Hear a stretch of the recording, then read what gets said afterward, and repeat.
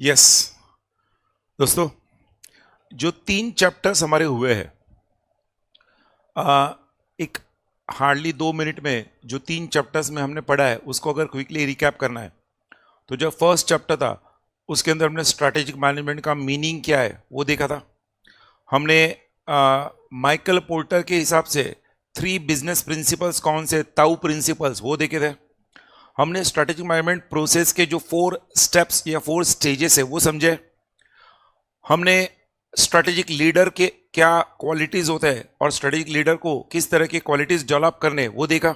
Strategic leader का meaning समझा। साथ ही साथ हमने एक कंपनी सेक्रेटरी का क्या रोल है स्ट्रैटेजिक मैनेजमेंट में वो पढ़ा। बोर्ड ऑफ डायरेक्टर्स क्या रोल प्ले करते हैं स्ट्रैटेजिक डिसीजन मेकिंग में वो देखा। सीएसआर कंसेप्ट के बारे में रेफरेंस दिया हुआ है फर्स्ट चैप्टर में। चैप्टर 2 में हम लोगों ने बिजनेस पॉलिसी के बारे में देखा। बिजनेस पॉलिसी के साथ साथ चैप्टर नंबर 2 के अंदर हमने इंटरनल एनवायरनमेंट और एक्सटर्नल एनवायरनमेंट क्या होता है वो देखा। इनफैक्ट बिजनेस एनवायरनमेंट के बारे में पढ़ा। चैप्टर 2 में हमने बिजनेस एनवायरनमेंट के बारे में पढ़ा, बिजनेस एनवायरनमेंट के फीचर्स देखे और इंटरनल एनवायरनमेंट के साथ साथ एक्सटर्नल एनवायरमेंटल फैक्टर्स पढ़े। एक्सटर्नल एनवायरनमेंट में एक्सटर्नल माइक्रो एनवायरनमेंट है, एक्सटर्नल मैक्रो एनवायरनमेंट है वो भी समझा। हमने माइकल पोर्टर के 5 फोर्सेस एनालिसिस समझे, जो 5 फोर्सेस है, और 6th फोर्स जो कॉम्प्लीमेंट्री फोर्स है उसके बारे में देखा। फिर चैप्टर 3 में हमने बिजनेस पॉलिसी के बारे में पढ़ा। बिजनेस पॉलिसी कैसे गाइडलाइंस है वो समझे, बिजनेस पॉलिसी का इवोल्यूशन समझा, importance of business policy for management students and for managers, इन दोनों के लिए हमने देखा। फिर हमने इस चैप्टर नंबर 3 में जो गाइडलाइंस है बिजनेस पॉलिसी के उसके तहत vision statement, mission statement, objectives, goals, targets, इसके बारे में देखा। हमने जो 3 लेवल्स है, corporate level strategy, business level strategy, functional level strategy, इन तीनों लेवल के स्ट्रेटेजीज के बारे में पढ़ा चैप्टर नंबर 3 में। If I am not wrong chapter number 3 यही था हमारा। यस, चैप्टर नंबर 3 के एंड में हमने जो फाइनेंशियल स्ट्रेटेजी है जो फंक्शनल स्ट्रेटेजी है उस फंक्शनल स्ट्रेटेजी फॉर्मुलेशन के बारे में पढ़ा, जिसमें हमने फाइनेंसिंग डिसीजंस के बारे में देखा, मार्केटिंग स्ट्रेटेजी के बारे में पढ़ा, लिबरमैन एंड मॉन्टगोमेरी के जो 3 मार्केटिंग स्ट्रेटेजीज है वो देखे। हमने एचआर स्ट्रेटेजी कैसे डेवलप करना है वो पढ़ा, लॉजिस्टिक स्ट्रेटेजी के बारे में देखा। That was the discussion in chapter number 3। अभी जो चैप्टर नंबर 4, 5, 6 हम पढ़ने जा रहे हैं बहुत सिंपल और छोटे चैप्टर्स है, और मोर इंपॉर्टेंटली इन चैप्टर्स को आप तभी समझ पाओगे जो पहले 3 चैप्टर्स अच्छे से समझे। मतलब पहले 3 चैप्टर्स के लिए जो भी एफर्ट दिया है उसका पूरा बेनिफिट अगले इन 3 चैप्टर्स में हमें मिलने वाला है। जैसे कि अभी ये चैप्टर नंबर 4 जो है स्ट्रेटेजिक एनालिसिस एंड प्लानिंग। जब वो स्ट्रेटेजिक एनालिसिस और प्लानिंग की बात आती है तो पहले हम इस पर फोकस करेंगे स्ट्रेटेजिक एनालिसिस के ऊपर। स्ट्रेटेजिक एनालिसिस के ऊपर इस चैप्टर में हम जब स्ट्रेटेजिक एनालिसिस की बात करते हैं, कोई भी ऑर्गेनाइजेशन के लिए ध्यान रखना, किसी भी ऑर्गेनाइजेशन के लिए स्ट्रेटेजिक एनालिसिस की जब शुरुआत होती है, द फर्स्ट टर्म और for any organisation that wants to do strategic analysis will need स्वॉट एनालिसिस। हम कहते हैं स्वॉट एनालिसिस वो टूल है, क्या वो टूल है, वो मीन्स है, वो जरिया है, वो हथियार है जिससे कोई भी ऑर्गेनाइजेशन क्या करता है, अपने ऑर्गेनाइजेशन का स्ट्रेटेजिक एनालिसिस करता है। तो स्ट्रेटेजिक एनालिसिस करने के लिए स्वॉट बहुत बहुत जरूरी है, अहम टूल है। स्वॉट मतलब क्या, किसी भी ऑर्गेनाइजेशन को अपना स्ट्रेटेजिक एनालिसिस करना है तो उन्हें अपने स्ट्रेंथ्स, वीकनेसेस, अपॉर्चुनिटीज और थ्रेट्स, इन तीनों को आइडेंटिफाई करना है। जब तक आप इन तीनों को आइडेंटिफाई नहीं करोगे आप ऑर्गेनाइजेशन के अंदर डिसीजंस नहीं ले पाओगे। क्या नहीं ले पाओगे? तो हम कहेंगे SWOT analysis is a tool that is used by an organization for strategic analysis, which in turn helps the organization for decision making. Decision making what? Decision making for allocation of resources.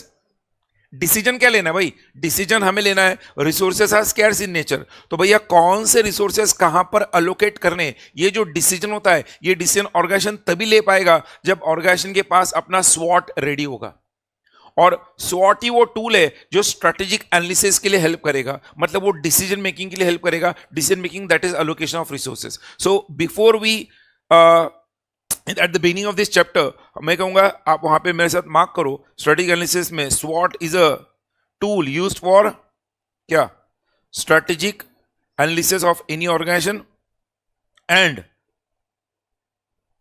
it organization uses SWOT analysis for that decision making, that is for allocation of resources, decision making that is allocation of resources. अगर आपको ये दो बातें पता है इस particular term में, अगर कल को SWOT एनालिसिस पर शॉर्ट नोट आता है तो ओरिजिन तो आप लिख लोगे, ओरिजिन कि भाई 1950 में ओरिजिन हुआ, उसने के लेविन ने उसका डेवलप किया था इस कंसेप्ट को, ये हम लिख सकते हैं। बट SWOT एनालिसिस का पहला यूज कि वो स्ट्रेटेजिक एनालिसिस के लिए हेल्पफुल होता है, दैट इज वो decision making, that is allocation of resources के लिए गाइड करता है।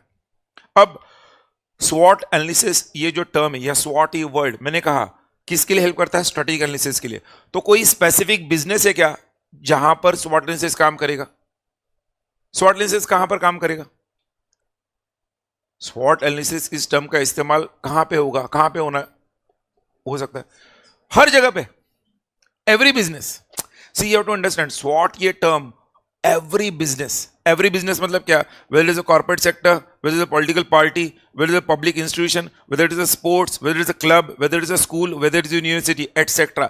हर तरह के business segment में, हर तरह के area में SWOT का इस्तेमाल किया जा सकता है, because हर एक business avenue में, segment में decision making लेना ही है, allocation of resources करना ही है, तो but naturally SWOT use होगा। तो तीन बातें SWOT को लेके याद रखनी है, और ओरिजिन को हम पकड़ते तो चार बातें।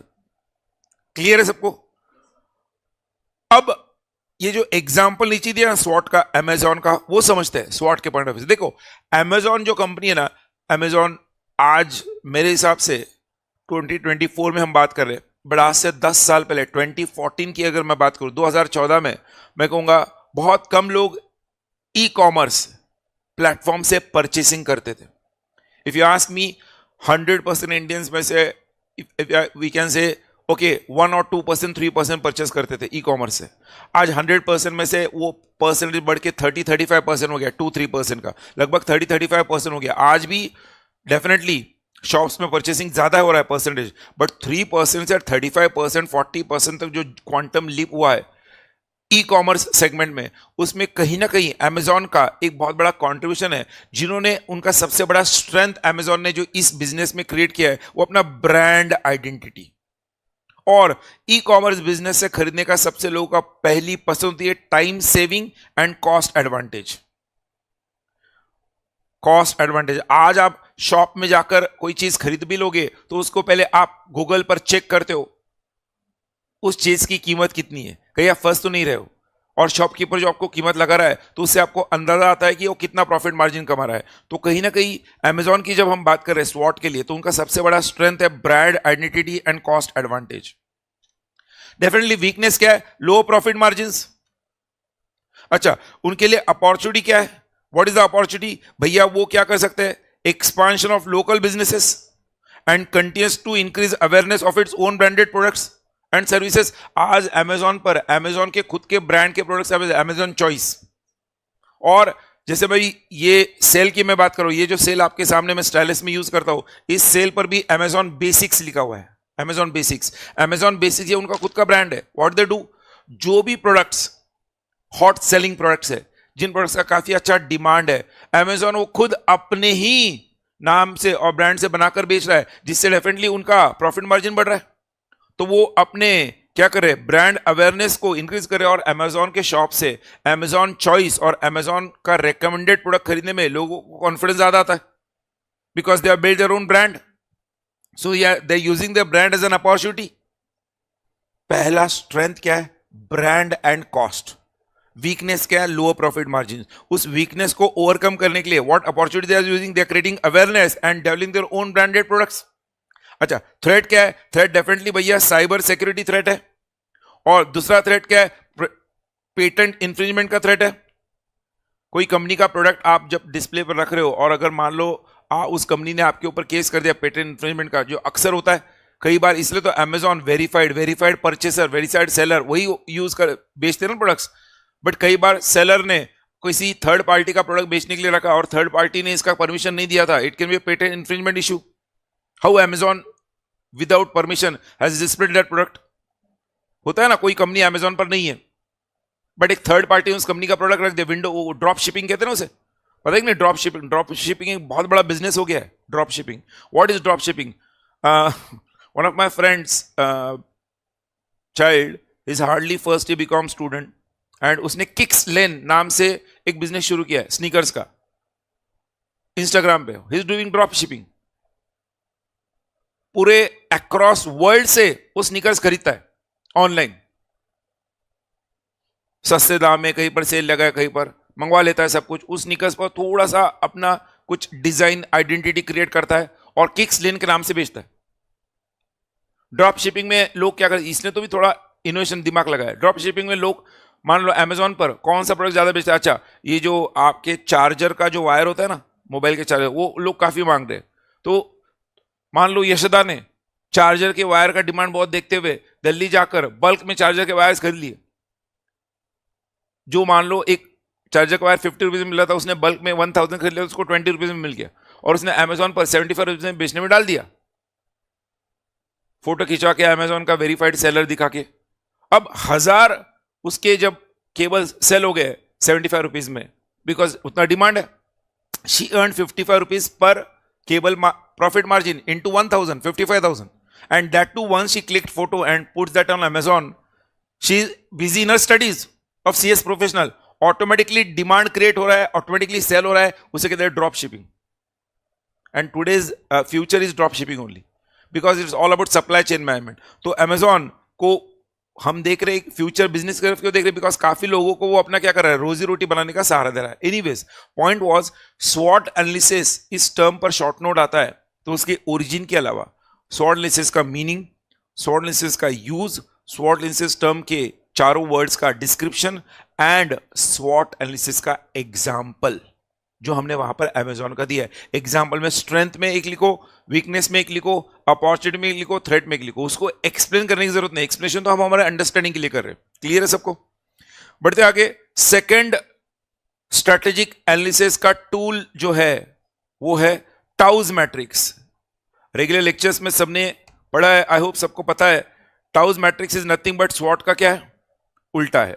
तो जब हम स्वॉट एनालिसिस,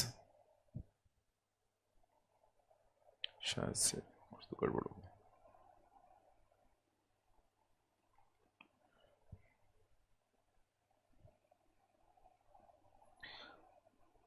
स्वॉट को जब हम उल्टा लिखते तो बनता है टाउज।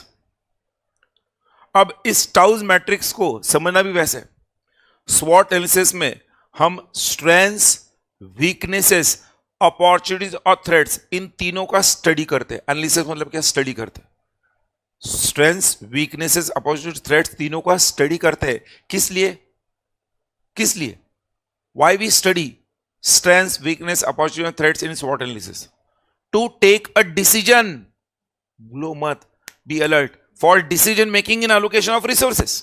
ये SWOT analysis का मेन मोटिव है, करेक्ट? जब हम SWOT analysis में strengths, weaknesses, opportunity और threats चारों का स्टडी कर रहे, मतलब हम क्या कर रहे, हम इंटरनल एनवायरमेंट और एक्सटर्नल एनवायरमेंट दोनों का स्टडी कर रहे, स्कैनिंग कर रहे। मतलब स्वॉट एनालिसिस में हम इंटरनल एक्सटर्नल एनवायरमेंट दोनों का स्टडी करते। टाउज मैट्रिक्स भले ही स्वॉट का उल्टा है, बट टाउज मैट्रिक्स थोड़ा हटके है। टाउज मैट्रिक्स में हम सिर्फ एक्सटर्नल एनवायरमेंट का स्टडी करते। टाउज मैट्रिक्स में एक्सटर्नल एनवायरमेंट का स्टडी होता है, और उस एक्सटर्नल एनवायरमेंट जो हमारे कंट्रोल के बाहर है, उस एक्सटर्नल एनवायरमेंट का स्टडी कर कर ऑर्गेनाइजेशन उस एक्सटर्नल एनवायरनमेंट को समझकर उसके मुताबिक अपने ऑर्गेनाइजेशन का स्ट्रेटेजी बनाता है।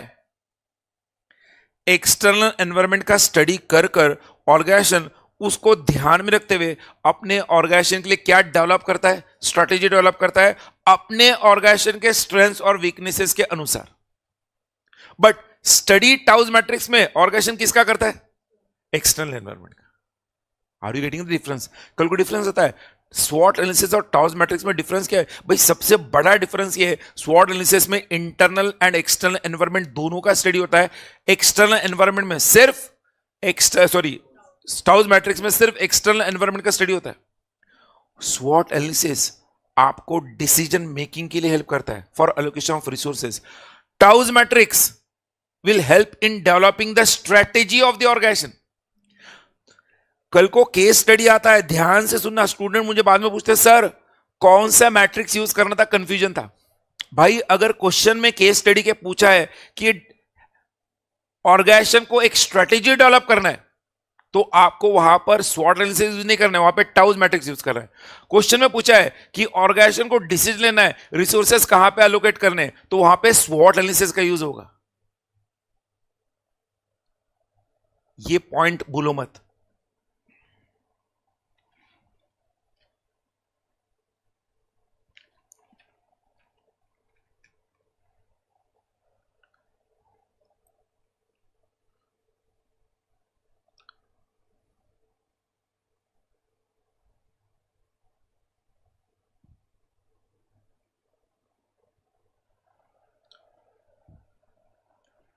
मैंने जो कहा है आई होप सबको समझा है.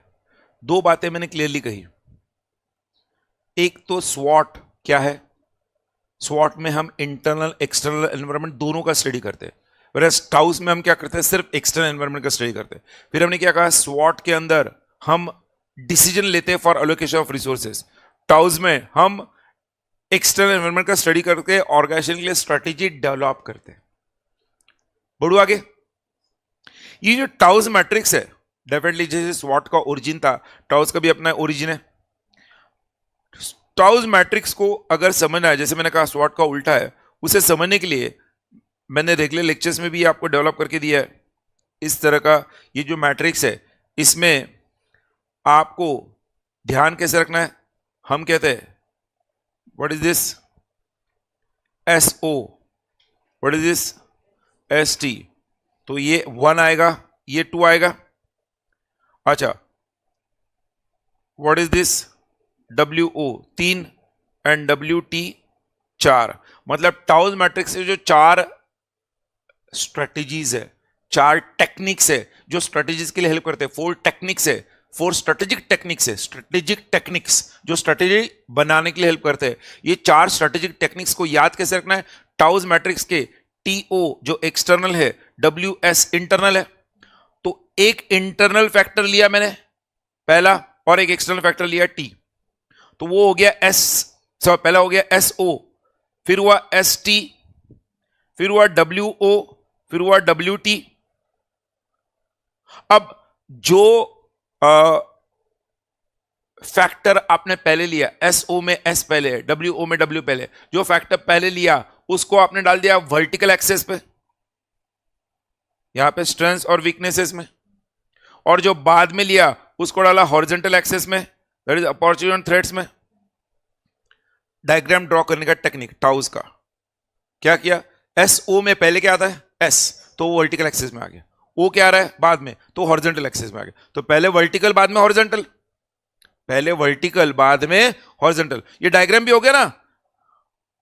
इस डायग्राम को अगर मैं कहूं इस तरह से, मैंने S O S T W O W T ऐसा लिखा, और मैंने आपको कहा याद कैसे रखना है. जो पहले लिया वो बन गया स्ट्रेंथ्स, वीकनेसेस, अपॉर्चुनिटीज, थ्रेट्स. मतलब ये वर्टिकल एक्सेस पे आ गया, ये हॉरिजॉन्टल पे आ गया.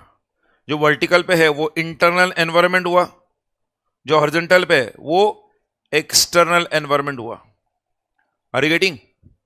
अब इस मैट्रिक्स में वो कहते हैं एस ओ, मतलब क्या, आप आपके स्ट्रेंथ्स को मैक्सिमम पोटेंशियल पर यूज करते हो टू क्रिएट मैक्सिमम अपॉर्चुनिटीज. जब आपके स्ट्रेंथ्स का मैक्सिमम यूज होता है टू क्रिएट मैक्सिमम अपॉर्चुनिटीज, इसको हम कहते हैं मैक्सी मैक्सी. क्या कहते हैं, मैक्सी मैक्सी. क्यों, हम इसमें स्ट्रेंथ्स का भी मैक्सिमम यूज करते हैं और अपॉर्चुनिटीज भी मैक्सिमम क्रिएट करते हैं. मैक्सिमम यूज ऑफ स्ट्रेंथ्स का, मैक्सिमम स्ट्रेंथ्स का यूज करके हम मैक्सिमम अपॉर्चुनिटीज क्रिएट करते हैं. यहां पर जो कंपनी होती है वो अपनी स्ट्रेटेजी हर बार एग्रेसिव स्ट्रेटेजी बनाती है. कैसे बनाती है, एग्रेसिव. क्यों, बिकॉज कंपनी का maximising strengths and maximising opportunities पर फोकस है। यहां पर कंपनी अक्सर अपने ब्रांड का इस्तेमाल करेगी to diversify and develop partnership with others, जो आज जियो, रिलायंस जियो कर रहा है। रिलायंस जियो ने पिछले 3-4 सालों में 2020 कोविड से लेकर 2024 तक जो एक जबरदस्त परफॉर्मेंस लीप किया है, क्वांटम लीप किया है, वो just because of this SO, अपने मैक्सिमम स्ट्रेंथ्स का उन्होंने मैक्सिमम अपॉर्चुनिटीज क्रिएट किए। How will ask Reliance Jio, Jio fibre, अब जियो ए फाइबर आ गया, जियो सिनेमा आ गया, आईपीएल में उन्होंने जियो सिनेमा को पेड प्लान बना दिया, सब्सक्राइब प्लान बना दिया। They are trying to what, create maximum opportunities through their strengths. So you use maximum of your strengths to maximize the opportunities. Aggressive strategy होता है। डिज्नी हॉटस्टार से उनके rights खरीद लिए। इतना एग्रेसिवली क्यों किया? Because they know their strategy is SO strategy. ये कब पॉसिबल है? जब आपका पास स्ट्रेंथ्स मैक्सिमम है and you know you can use your strengths to create maximum opportunities. You can strengths to create maximum opportunities. तभी आप ऐसा यूज करोगे। नहीं तो आपके पास स्ट्रेंथ्स है बट आपके स्ट्रेंथ्स का आप अपॉर्चुनिटी के लिए क्रिएट इस्तेमाल नहीं कर सकते। आपके स्ट्रेंथ्स है बट आपको थ्रेड्स भी बहुत है। आपको स्ट्रेंथ्स है बट आपके थ्रेड्स भी बहुत है। तो आपको पहले अपॉर्चुनिटी क्रिएट करने के पहले आपके स्ट्रेंथ्स का इस्तेमाल करना है टू ओवरकम द थ्रेट्स, और वो आता है ST स्ट्रेटेजी। एसटी स्ट्रेटेजी में क्या करते हैं? हम हमारे स्ट्रेंथ्स का इस्तेमाल करते हैं टू ओवरकम द थ्रेट्स। पहले भैया थ्रेट्स को ओवरकम करते हैं, बाद में अपॉर्चुनिटीज को क्रिएट करेंगे। तो इसको कहते हैं कंजर्वेटिव स्ट्रेटेजी, और इसे कहते हैं क्या? मैक्सिमिनी। मैक्सिमाइज, हमारे स्ट्रेंथ्स का मैक्सिमम यूज करना है टू मिनिमाइज द थ्रेट्स। और इसे क्या, कौन सी स्ट्रेटेजी होता है? Conservative strategy. ये कंजर्वेटिव है ना, बिकॉज इसमें हम कोई अपॉर्चुनिटीज क्रिएट नहीं कर रहे, हम हमारे थ्रेट्स को मिनिमाइज कर रहे हैं। क्लियर है? अब देखो आ गया WO में हम हमारे वीकनेस को मिनिमाइज करते हैं एंड अपॉर्चुनिटीज को मैक्सिमाइज करते हैं। इसे कहते हैं मिनीमैक्स। वीकनेस को मिनिमाइज करना, अपॉर्चुनिटीज को मैक्सिमाइज करना, ये कहते हैं कॉम्पिटिटिव स्ट्रेटेजी। इसको कहते हैं कॉम्पिटिटिव स्ट्रेटेजी। कॉम्पिटिटिव स्ट्रेटेजी समझा क्या? कैसे कॉम्पिटिटिव है? हम हमारी क्या कर रहे हैं? बोलो। वीकनेस को मिनिमाइज कर रहे और अपॉर्चुनिटीज को मैक्सिमाइज कर रहे। If you ask me example, तो एप्पल है ना, एप्पल कंपनी, वीकनेस को मिनिमाइज करना है। एप्पल कंपनी का सबसे बड़ा वीकनेस क्या पता है क्या? उनके फोन्स हर एक कस्टमर के लिए अफोर्डेबल नहीं होता। तो अपने वीकनेस को मिनिमाइज करना है उन्हें, और अपॉर्चुनिटीज को मैक्सिमाइज करना है। उन्हें पता है कि भैया कस्टमर है, कस्टमर की मन में इच्छा है आईफोन खरीदने की, बस पैसा देके वो खरीदता नहीं है। तो एक काम करते, ईएमआई शुरू करते, डेली ईएमआई शुरू करते। पहले तो महीने का था, फिर वीकली हुआ, अब डेली ईएमआई शुरू हुआ। रोज का 100 रुपए भरो, एप्पल आपका। लोग 100 रुपए तो मैं दे सकता हूं। Are you getting my point? So they are trying to create. मैं एग्जांपल दिया 100 रुपए, कोई मैसेज करेगा 100 रुपए ने 500 रुपए है भाई, 500 रुपए ठीक है, 500 रुपए है। आईफोन एक्स प्रो के लिए 500 रुपए रोज है, या 499 या 300 रुपए। But what I am trying to say, एक बंदा कहता है यार 300 रुपए रोज का 1500 कमाओ, 300 निकाल दिया मैं फोन के लिए, हो सकता है। वो they are trying to what, minimise their weaknesses and create maximum opportunity. जो आईफोन का मैंने एग्जांपल लिया, they are trying to exploit that. उसी आईफोन का अगर मैं एग्जांपल लूं मैक्स में, तो वो क्या कर रहे हैं? अपने ब्रांड इमेज का इस्तेमाल कर रहे हैं। और देखो आप, एयरटेल का एडवर्टाइजमेंट था, एयरटेल के ऐड में आता है आईफोन का ऐड। एयरटेल के इसमें आईफोन फोन दिखता है in partnership with iPhone, Apple. Airtel का ऐड, जियो का इन पार्टनरशिप विथ एप्पल। दोनों कॉम्पिटिटर्स है but in partnership. They are trying to create partnership by their own brand. लोग बोलते हैं एप्पल इनके साथ जुड़ा है, तो अपने ब्रांड इमेज का मैक्सिमम यूज कर रहे to create maximum opportunities. SO के लिए मैंने बताया, डब्ल्यूओ के लिए बताया। सेम इसका एग्जांपल किसका? एसटी, मैक्सी मिनी के लिए अगर हम देखेंगे तो वो क्या कर रहे हैं? Apple company, they are trying to control cost. देखो मैक्सी मिनी में हम क्या करते हैं? हम हमारे स्ट्रेंथ्स का मैक्सिमम यूज करते हैं to overcome the threats. Overcome the threats में सबसे बड़ा थ्रेट क्या पता है एप्पल कंपनी को? आई डोंट नो, आपको पता है कि चाइना में फिलहाल they are facing that threat. China में सबसे ज्यादा आईफोन का सेल होता था, बट चाइना में रिसेंटली लास्ट 2 सालों में चाइना की एक कंपनी है, उसने और चाइनीज गवर्नमेंट के कुछ पॉलिसीज की वजह से आईफोन का सेल, जब आईफोन मैन्युफैक्चरिंग एप्पल ने चाइना से शिफ्ट करना शुरू किया, तो चाइना में एंटी एप्पल की लहर जाग उठी। अब इस कल्चरल चेंज को अगर बीट करना है और वहां के लोकल प्लेयर जो एप्पल को कॉम्पीट कर सकता है, उस कंपटीशन को अगर आपको बीट करना है, तो आपको आपके स्ट्रेंथ्स का मैक्सिमम यूज करना है टू मिनिमाइज द थ्रेट्स। तो कैसे करोगे? कॉस्ट कंट्रोल करके। एप्पल जो एक्स प्रो पहले 1,20,000 में इंडियन रुपीज में मान लो चाइना में मिलता था, अब वो बेचते वहां पे 70,000 में। They are trying to sell at cost price because उन्हें वो मार्केट जाने नहीं देना है। मैक्सिमम बोले वहां से हमारा सिर्फ वॉल्यूम सेल निकला तो भी चलेगा, किसी और मार्केट से कमा लेंगे। मैं जो बोल रहा हूं समझ आएगा? तो ये हुआ ST strategy. ST, SO, WO। WT में आप क्या कर रहे हो? बोलो। आप आपके वीकनेस को मिनिमाइज कर रहे हो और थ्रेट्स को भी मिनिमाइज कर रहे हो। Mini mini mini mini WT में हम क्या करते हैं? हमारे वीकनेस को मिनिमाइज कर रहे हैं और थ्रेट्स को भी मिनिमाइज कर रहे हैं। ये स्ट्रैटेजी हम कहते हैं, पहला एग्रेसिव था, दूसरा कंजर्वेटिव था, ये कॉम्पिटिटिव है, और ये स्ट्रैटेजी हम कहते हैं defensive strategy. Defensive.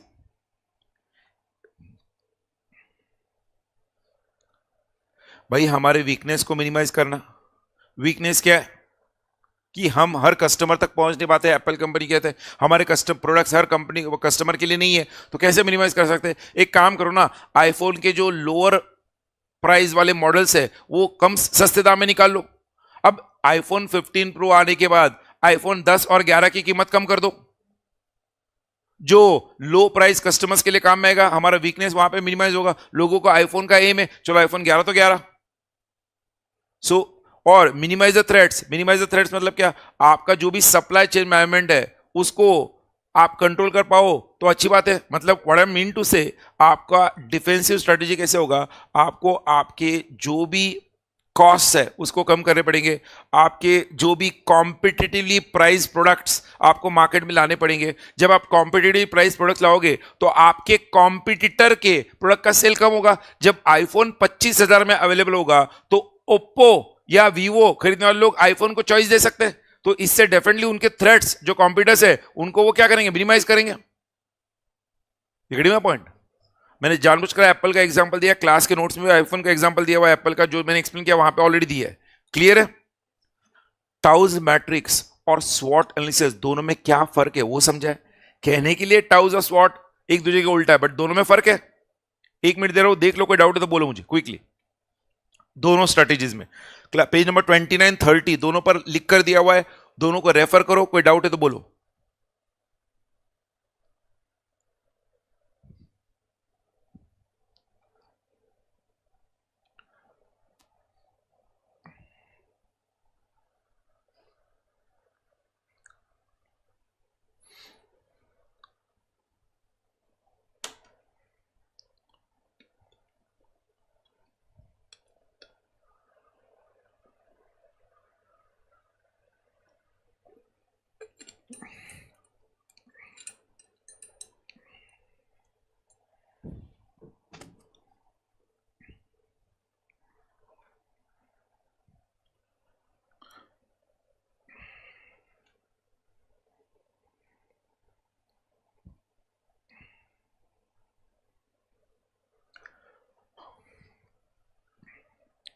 Yes,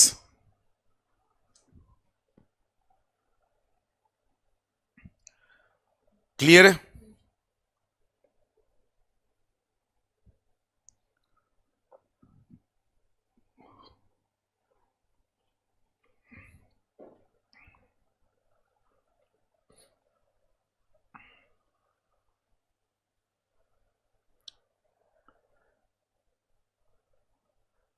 Devendra, वो फैन बंद कर बोला, शायद से उस वजह से एसी का हवा नहीं आ रहा है।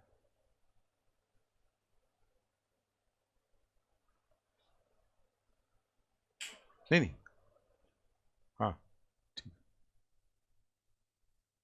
एसी और वो एसी का जो फ्लैप है ना, थोड़ा ऐसे ऊपर कर, मतलब क्या हो रहा है, हवा नीचे जा रही है, आप कूलिंग दे रहे हैं ऐसे, देखो, नहीं नहीं, हाँ स्विंग उसको सामने ले,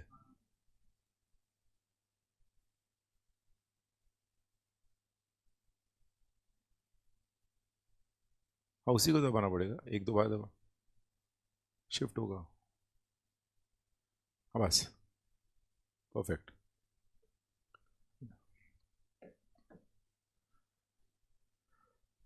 सो दो स्ट्रेटजीज, टाउज मैट्रिक्स स्वॉट एनालिसिस क्लियर है। आगे बढ़ते हैं, जो नेक्स्ट स्ट्रेटेजिक टेक्निक है ना, पर्ट और सीपीएम टेक्निक। दोस्तों ये पर्ट सीपीएम को है ना, डिफिकल्ट मत समझो, बहुत सिंपल है, थोड़ा दिमाग लगाओ।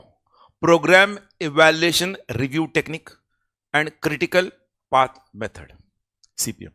पहले इसको डिफिकल्ट समझने के पहले इसको लॉजिकली समझते हैं। देखो, कभी आपने खास करके बॉलीवुड की न्यूज़ में पढ़ा होगा, प्रोड्यूसर्स, अगर बॉलीवुड की न्यूज़ में आप इंटरेस्ट तो रखते ही हो, बाय डिफॉल्ट न्यूज़ पढ़ते ही हो, तो आपने देखा होगा संजय लीला भंसाली ने इस मूवी के प्रोडक्शन के लिए 500 करोड़ लगा दिए, बाहुबली के लिए 1000 करोड़ का खर्चा हुआ।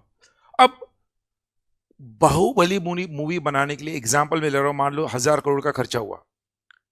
मूवी बनाने से पहले और मूवी कंप्लीट होने तक की ये जिस पूरे प्रोसेस है, उस प्रोसेस को पहले ही चॉक डाउन करना पड़ता है, पहले उसका एक शेड्यूल बनाना पड़ता है। वो प्रोजेक्ट्स जहां पर समय बड़ा कीमती है, एक एक दिन से कॉस्ट बढ़ सकता है, प्रोजेक्ट का पूरा कॉस्ट ये टाइम मैनेजमेंट के ऊपर है, उन प्रोजेक्ट्स के लिए पर्ट और सीपीएम वो स्ट्रेटेजिक टूल है जिसका इस्तेमाल किया जाता है। मैंने एग्जांपल आपको दिया, प्रोड्यूसर्स मूवी बनाने के लिए अक्सर पर्ट सीपीएम का इस्तेमाल करते हैं। कंस्ट्रक्शन प्रोजेक्ट्स जो बिल्डर्स शुरू करते हैं, कंस्ट्रक्शन एक्टिविटी, बिल्डिंग का फाउंडेशन से लेके बिल्डिंग के कंप्लीशन तक के उस पूरे प्रोसेस को जिसमें काफी समझ आता है, वहां पर भी पर्ट सीपीएम यूज होता है। मतलब वो सारे प्रोजेक्ट्स जहां पे टाइम एक इंपॉर्टेंट फैक्टर है और उस टाइम की वजह से कॉस्ट बढ़ सकता है, वहां पर पर्ट सीपीएम का इस्तेमाल होता है। एक चीज दिमाग में रखो, फिर वो कोई भी इंडस्ट्री हो, टाइम एंड कॉस्ट ये दो मेन बेसिस है पर्ट सीपीएम टेक्निक के। अब वो कहते हैं अगर टाइम एंड कॉस्ट सबसे इंपॉर्टेंट है, तो उस पूरे प्रोजेक्ट के right from start to end जितनी भी एक्टिविटीज, मेरी बात ध्यान से, जितनी भी एक्टिविटीज आपको उस प्रोजेक्ट को कंप्लीट करने के लिए कैरी आउट करनी है, उस पूरे प्रोजेक्ट को उन अलग अलग एक्टिविटीज में डिवाइड किया जाता है। मान लो मैंने एग्जांपल लिया आपको, एक कंस्ट्रक्शन, बिल्डिंग का कंस्ट्रक्शन है, राइट फ्रॉम उस बिल्डिंग के प्लॉट को खरीदने से लेके बिल्डिंग का कंप्लीशन होकर फ्लैट का हैंडओवर करने तक के जो भी एक्टिविटीज है, उन सारे एक्टिविटीज को वो जो स्ट्रेटेजिक एनालिसिस करने वाले स्ट्रेटेजिस्ट होते हैं, वो उस बिल्डर के लिए सारे एक्टिविटीज को पहले डिवाइड करेंगे स्टेप बाय स्टेप प्रोसेस में, और हर एक्टिविटी के लिए एक स्टार्ट टाइम दिया जाएगा और एंड टाइम दिया जाएगा। मान लो प्रोजेक्ट का प्लान है, प्लान को सैंक्शन करना रहा है म्युनिसिपल कॉर्पोरेशन से, तो प्लान को सैंक्शन करने के लिए आपको कम से कम 30 डेज मिलेगा, 1 महीने में होना चाहिए, मैक्सिमम 3 महीने में होना चाहिए। तो प्रोजेक्ट के प्लान का सैंक्शन टाइम दे दिया 30 डेज टू 3 मंथ्स। तो हर एक्टिविटी के लिए एक स्टार्ट टाइम होता है, एक एंड टाइम होता है। मैं ही बोल रहा हूं, समझ? मतलब किसी भी हालत में 3 महीने में आपका प्लान सैंक्शन होना चाहिए, स्टार्ट टाइम फ्रॉम डे 1 से लेके डे 90 डेज तक। तो उस प्लान सैंक्शनिंग के लिए डे 1 से लेकर 90 डेज तक वो होगा। हो सकता है कभी कभी 7 डेज में प्लान सैंक्शन हो गया, कभी कभी 85 डेज लग गए। तो हर एक्टिविटी के लिए एक स्टार्ट टाइम और एंड टाइम दिया जाएगा। बट कुछ एक्टिविटीज ऐसे होंगे जिनको आप बिल्कुल भी स्लैक टाइम, स्लैक मतलब क्या, एक्स्ट्रा टाइम दे नहीं सकते। वो एक्टिविटीज ऐसी है कि वो उस पीरियड में ही कंप्लीट होनी चाहिए। फॉर एग्जाम्पल, मैं जब कंस्ट्रक्शन का एग्जाम्पल ले रहा हूं, तो एक बिल्डिंग का जब स्लैब होता है, स्लैब, वो स्लैब होने के बाद वहां पर मान लो अगला स्टेप जो प्रोसेस है, वो स्लैब जब हुआ है उसके 7 डेज में ही होना चाहिए। अगर 8th डे में नहीं हुआ, 7 दिन के डिले हो गया, तो जो स्लैब बनाया है उसका वेस्टेज रहेगा, बिकॉज जब स्लैब कच्चा है उसी वक्त उसकी वहां पर प्लास्टरिंग होना चाहिए। स्लैब के बाद जो प्लास्टरिंग है वो 7 डेज के अंदर होना चाहिए। भैया प्लास्टरिंग के लिए 7 दिन का वक्त है, एक भी दिन एक्स्ट्रा दे नहीं सकते, एक भी दिन एक्स्ट्रा दे नहीं सकते। तो जो एक्टिविटीज जिनके लिए हम स्लैक टाइम बिल्कुल भी दे नहीं सकते, वो उस डायग्राम के क्रिटिकल पाथ वे पर डाली जाती है। जिन एक्टिविटीज का स्टार्ट टाइम और एंड टाइम होगा वो रेगुलर पाथ में होगी, जिन एक्टिविटीज के लिए आप स्लैक टाइम एक्स्ट्रा टाइम दे नहीं सकते वो क्रिटिकल पाथ वे पर होगी। ये दिमाग में रखना है। ऐसा क्यों?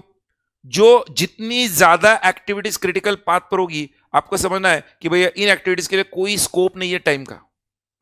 जो एक्टिविटीज क्रिटिकल पाथ पर नहीं है, जो एक्टिविटीज रेगुलर स्टार्ट और एंड टाइम पे है, वो आपके लिए फ्लेक्सिबल है। इससे आप टोटल प्रोजेक्ट का duration, time and cost estimate कर सकते हो। बट आपने भी देखा होगा अक्सर बॉलीवुड के अंदर मूवी का जब बर्ड सीपीएम मॉडल बनता भी होगा, एक्टर का समय पर सेट पर ना आना, अनसर्टेनिटीज इसमें होती है। तो ये इस प्रोजेक्ट के हम कह सकते हैं कभी कभी डिमेरिट्स भी है कि भाई अनसर्टेनिटीज की वजह से आपका जो पर्ट सीपीएम का मॉडल है वो चेंज हो सकता है। कोविड में हो गया तो पर्ट सीपीएम एक स्टैटिस्टिकल क्या है, टेक्निक है, जो कहां पर काम में आता है? In projects where time and cost is an important factor, scheduling the entire activity in a sequence, in a proper flow, where each activity is given start and end time, and where there is no slack time, they fall on the critical path method. जब सारे activities के duration को, time को add किया जाएगा, total time required for the project होगा। सारे activities के कॉस्ट को ऐड किया जाएगा, total cost for the project हो जाएगा। क्लियर हो गया? Word just read, I request you first read the meaning of it, first 5 points of meaning, read on your own. और जो मैंने कहा है हर एक कीवर्ड वहां पे एक्सप्लेन किया मैंने आपको, just underline the keywords over there.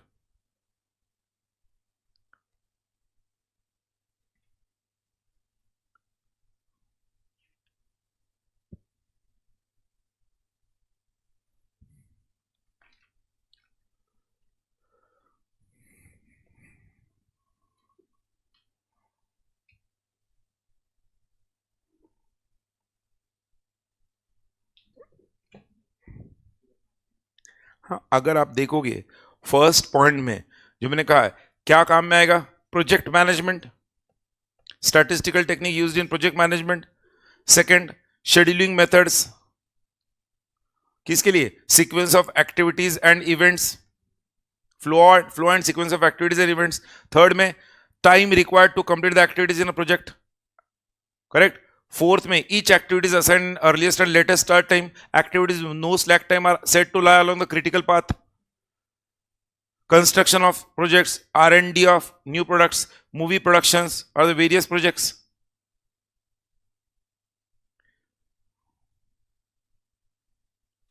इसका एडवांटेज क्या है कि भैया प्रोजेक्ट शुरू होने से पहले ही प्लान रेडी होगा, डिटेल्ड प्लान रेडी होगा, सिर्फ प्लान नहीं।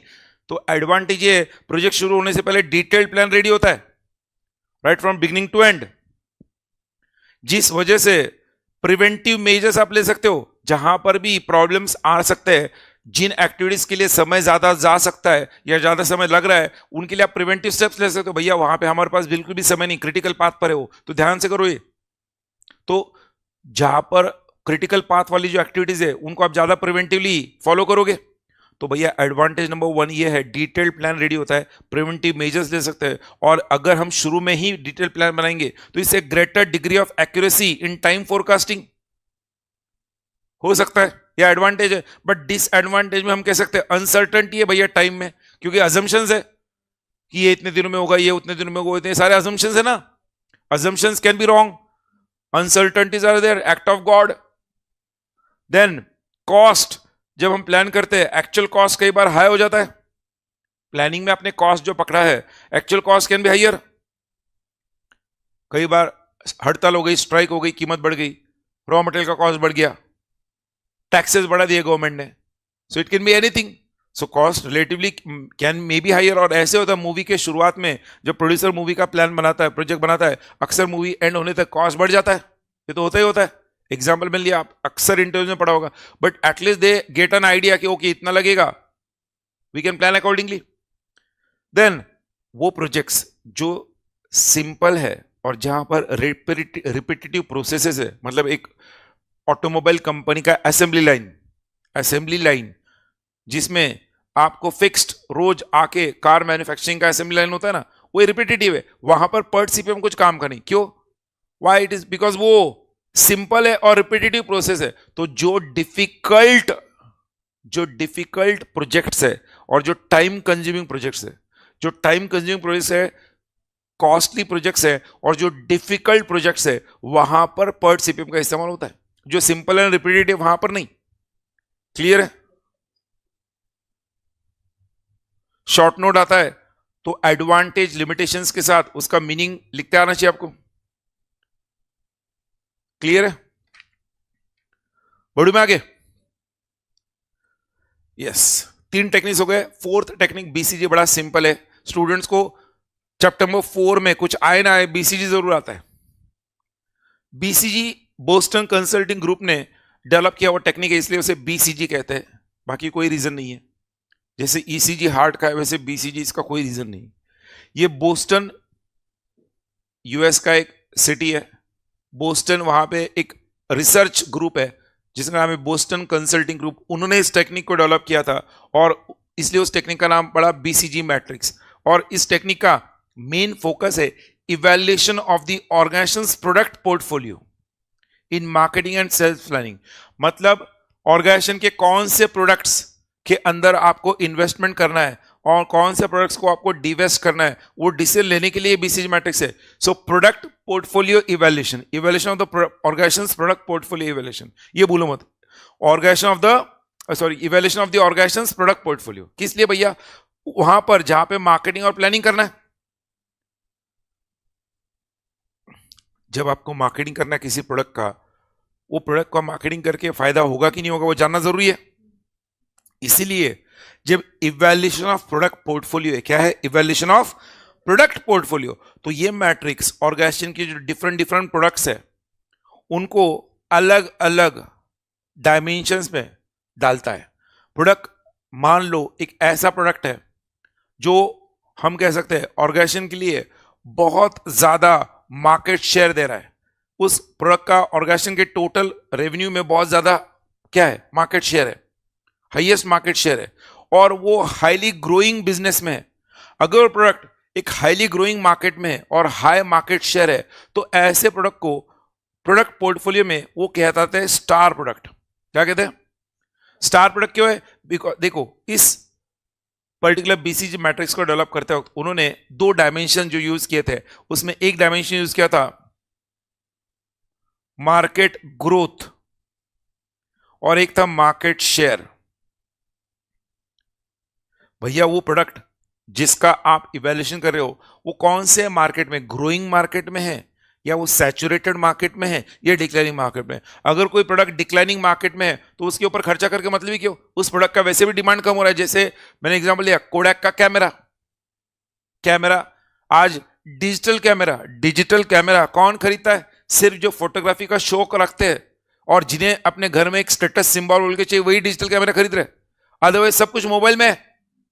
तो एक जमाना था जब डिजिटल कैमरा का एक बिजनेस था, बट आज वो बिजनेस डिक्लाइनिंग है।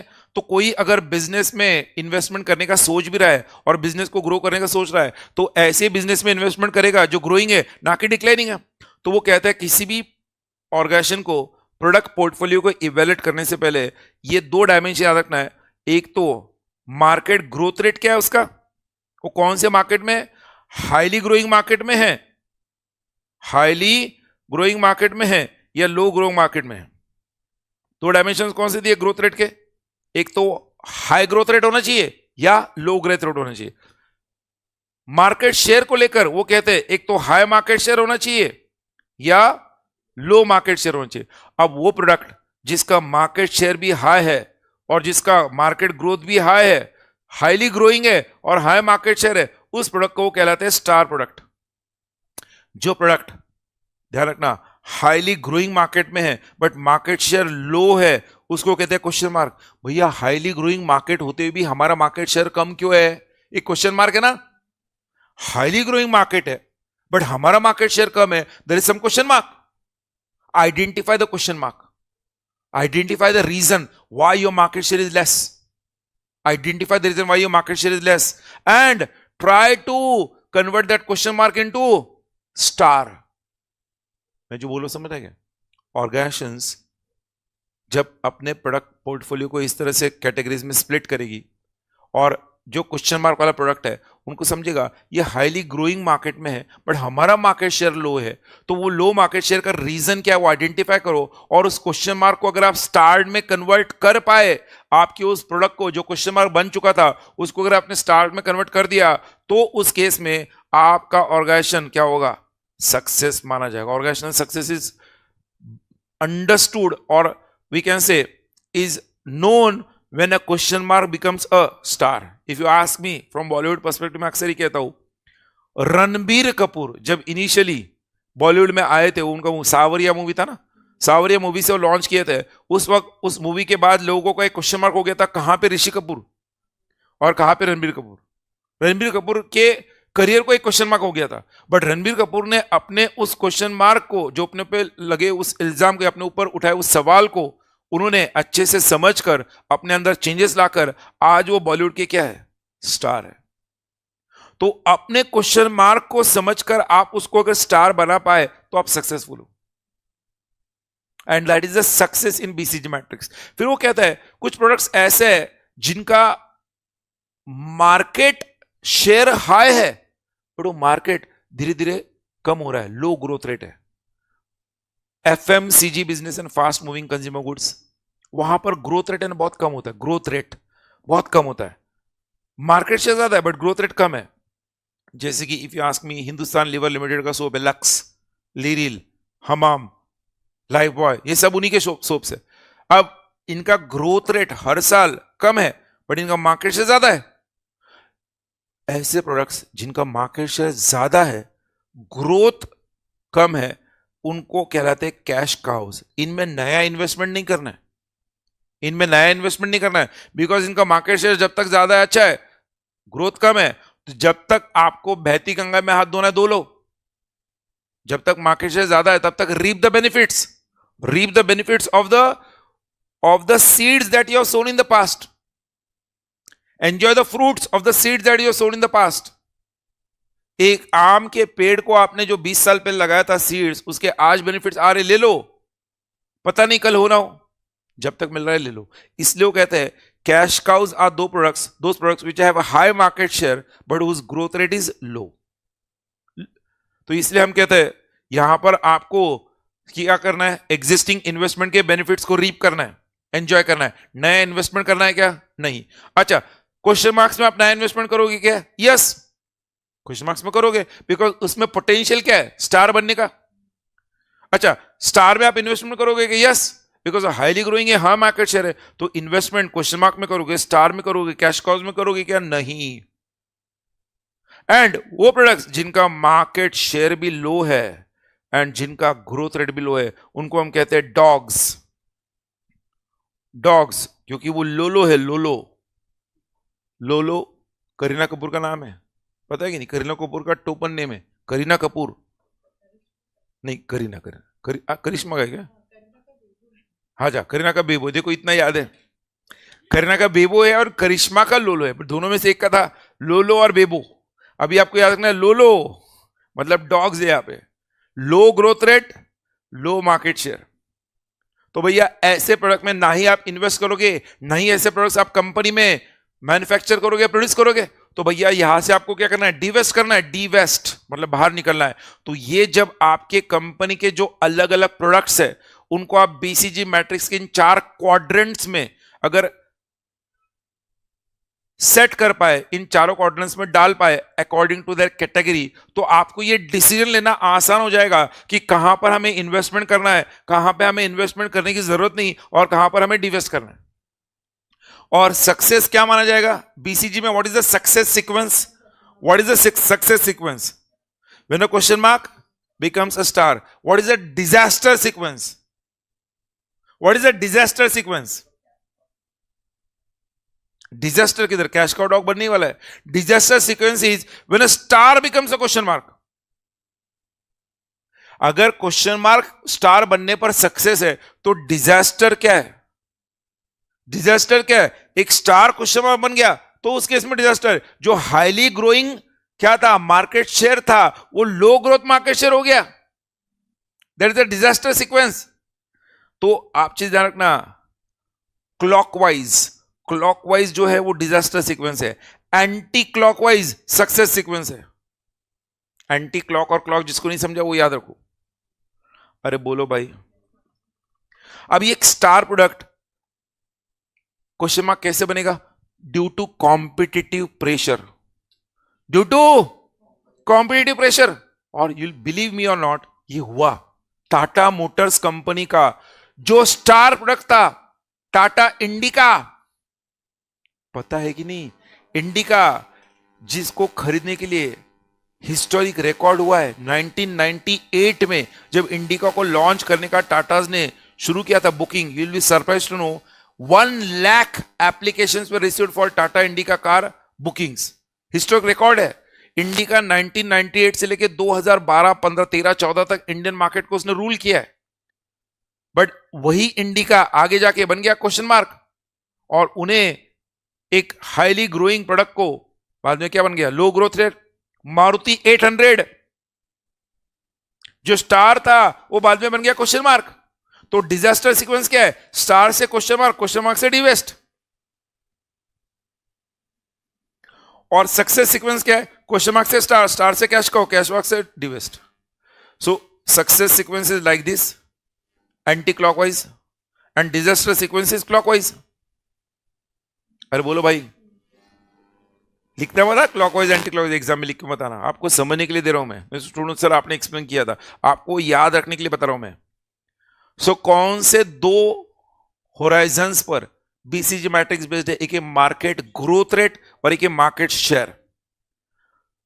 High high star, high low question mark, low high cash cows, low low dogs. और success sequence question mark to star, disaster sequence star to question mark due to competitive pressure. अच्छा, ये हुआ BCG matrix. But ये BCG matrix जब हम देखते हैं ना, ये उन्हीं कंपनीज के लिए काम का है जो मल्टीपल या डाइवर्सिफाइड प्रोडक्ट्स बनाते हैं। जो कंपनीज के पास क्या है? डाइवर्सिफाइड बिजनेसेस है, उन्हीं के काम का है ना यार, यस और नो? तभी तो ये बीसीजी मैट्रिक्स क्या करेगा? उन्हें डाइवर्सिफाइड बिजनेस में कहां पर इन्वेस्ट करना है, कहां पे डिवेस्ट करना है, कहां पे होल्ड करना है, नया इन्वेस्टमेंट नहीं करना है, वो बताएगा। तो होल्ड कहां पे करेंगे हम? कैश काउ में। होल्ड कैश काउ में, इन्वेस्ट स्टार और क्वेश्चन मार्क में, डिवेस्ट डॉग में। बट बीसीजी मैट्रिक्स का एक सबसे बड़ा डीमेरिट क्या है? सबसे बड़ा डीमेरिट, सबसे बड़ा डीमेरिट, ये बीसीजी मैट्रिक्स का सबसे बड़ा डीमेरिट क्या है? ये अज्यूम करते हैं कि एक प्रोडक्ट जो क्वेश्चन मार्क है वो स्टार बनेगा, स्टार कैश काउ बनेगा, कैश पेड बनेगा, डॉग बनेगा। बट कई बार एक प्रोडक्ट को स्टार बनाने के पीछे किसी न किसी कैश काउ का भी हाथ होता है। कंपनी का एक प्रोडक्ट जो स्टार बना है उसकी वजह कोई पिछला स्टार जो आज कैश काउ है वो भी हो सकता है। जो एक जमाने में स्टार था वो आज कैश काउ है, उस कैश काउ वजह से, कैश काउ की वजह से आज ये स्टार है। तो इंटरडिपेंडेंसी बिटवीन द प्रोडक्ट्स ये इग्नोर करता है। ये हर एक को इंडिविजुअल करता है। भैया कोई भी कंपनी का प्रोडक्ट इंडिविजुअली एक दूसरे पर डिपेंडेंट होता है। फिर ये बीसीजी मैट्रिक्स का और एक सबसे बड़ा डिमेरिट है, वो कहता है भैया जो स्टार प्रोडक्ट है वो हाईली ग्रोइंग है, करेक्ट, हाईली ग्रोइंग है और हाई मार्केट शेयर है, तो ये ज्यादा कैश जनरेट करेगा, इसमें ज्यादा पैसा मिलेगा, ऐसे वो कह रहे। बट जो हाईली ग्रोइंग है और हाई मार्केट शेयर है वहां पे इन्वेस्टमेंट भी ज्यादा करना है, इन्वेस्टमेंट भी करना है। तो भैया जब वो कहते हैं हाई हाई स्टार प्रोडक्ट है, वहां से कैश ज्यादा मिलेगा इसलिए स्टार प्रोडक्ट है, रेवेन्यू ज्यादा इसलिए कैश स्टार प्रोडक्ट है। भैया रेवेन्यू ज्यादा आ रहा है बट वहां पे इन्वेस्टमेंट भी तो ज्यादा हो रहा है। तो ये भूलो मत, जब रेवेन्यू ज्यादा आ रहा है, इन्वेस्टमेंट भी ज्यादा हो रहा है, तो investment sometimes can eat out the revenue. जो पैसा लगा आया वापस उसी में लग गया, जो पैसा आया वापस उसी में लग गया। पैसा बहुत आ रहा है स्टार की वजह से, बट पैसा जो आ रहा है उसी में लग रहा है वापस, बिकॉज बहुत ज्यादा कंपटीशन है। उसको स्टार बनाए रखने के लिए इन्वेस्टमेंट रखना जरूरी है। तो ये एक डिमेरिट है। फिर भैया दूसरा डिमेरिट क्या है, ये बीसीजी मैट्रिक्स है ना, इसके अंदर हम ग्रोथ रेट की बात करते हैं, हम मार्केट शेयर की बात कर रहे हैं। जरूरी नहीं जिस प्रोडक्ट का मार्केट शेयर ज्यादा हो उसका प्रॉफिटेबिलिटी भी ज्यादा हो। मार्केट शेयर ज्यादा होने के पीछे हो सकता है आपका एग्रेसिव मार्केटिंग हो, मार्केट शेयर ज्यादा होने के पीछे हो सकता है आपका एग्रेसिव मार्केटिंग हो, मार्केटिंग में आपने बहुत खर्चा किया, आपने कमीशन काफी बांटे, कटआउट्स काफी दिए, उस वजह से आपका मार्केट शेयर ज्यादा बढ़ गया। बट हो सकता है मार्केट शेयर ज्यादा है बट प्रॉफिटेबिलिटी कम है, तो प्रॉफिटेबिलिटी इस फैक्टर को बीसीजी मैट्रिक्स इग्नोर कर रहा है। भैया सिर्फ मार्केट शेयर के बलबूते पर आप उसे क्या कर रहे हो, स्टार कह रहे हो, बट प्रॉफिटेबिलिटी तो मान लो कैश का ज्यादा है, जिसको आपने कैश को में डाला है प्रॉफिट वो ज्यादा दे रहा है, तो प्रॉफिटेबिलिटी एज अ फैक्टर को इग्नोर किया जा रहा है, बीसीजी मैट्रिक्स का कोई डिमेरिट है। तो ऐसे डिमेरिट्स वहां पर दिए कि भैया high market share will need investment more, interdependencies को इग्नोर किया जा रहा है। फिर इस मैट्रिक्स में चारों क्वाड्रेंट से प्रोडक्ट जाएंगे, क्वेश्चन मार्क स्टार, ये अज्यूम किया जा रहा है, प्रॉफिटेबिलिटी को लेकर कोई गारंटी नहीं है, जो मार्केट्स बंद हो रहे हैं उनको कोई कंसिडर नहीं किया जा रहा है, does not consider decreasing market share, मतलब matrix does not show what the competitors are doing, competitors को लेकर कोई रेफरेंस नहीं इसमें, बाकी सारे फैक्टर्स को इग्नोर किया जा रहा है, खास करके प्रॉफिटेबिलिटी को। इसलिए बीसीजी मैट्रिक्स 2.0 जो बीसीजी बोस्टन कंसल्टिंग ग्रुप ने अभी रिसेंटली 2.0 जब लाया है, तो उन्हें जब लाने के लिए कहा जा रहा है तो उन्हें सबसे पहले ये कहा जा रहा है कि भैया आपने जो market share as a horizontal axis लिया है, मार्केट शेयर, उसकी जगह पर आप एक नया मेजर लेके आओ, कॉम्पिटिटिव टूल। सो बीसीजी 2.0 के लिए सजेशन है, new measure of competitive is needed in place of market share in the horizontal axis. अरे बोलो,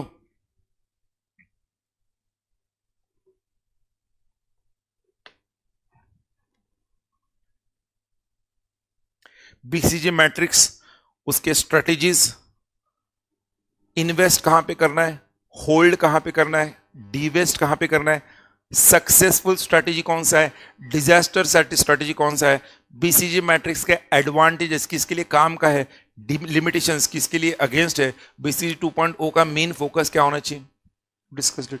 1 मिनट देर को देख लो, अंडरस्टैंडिंग में कहीं पे कोई डाउट है पूछो मुझे क्विकली।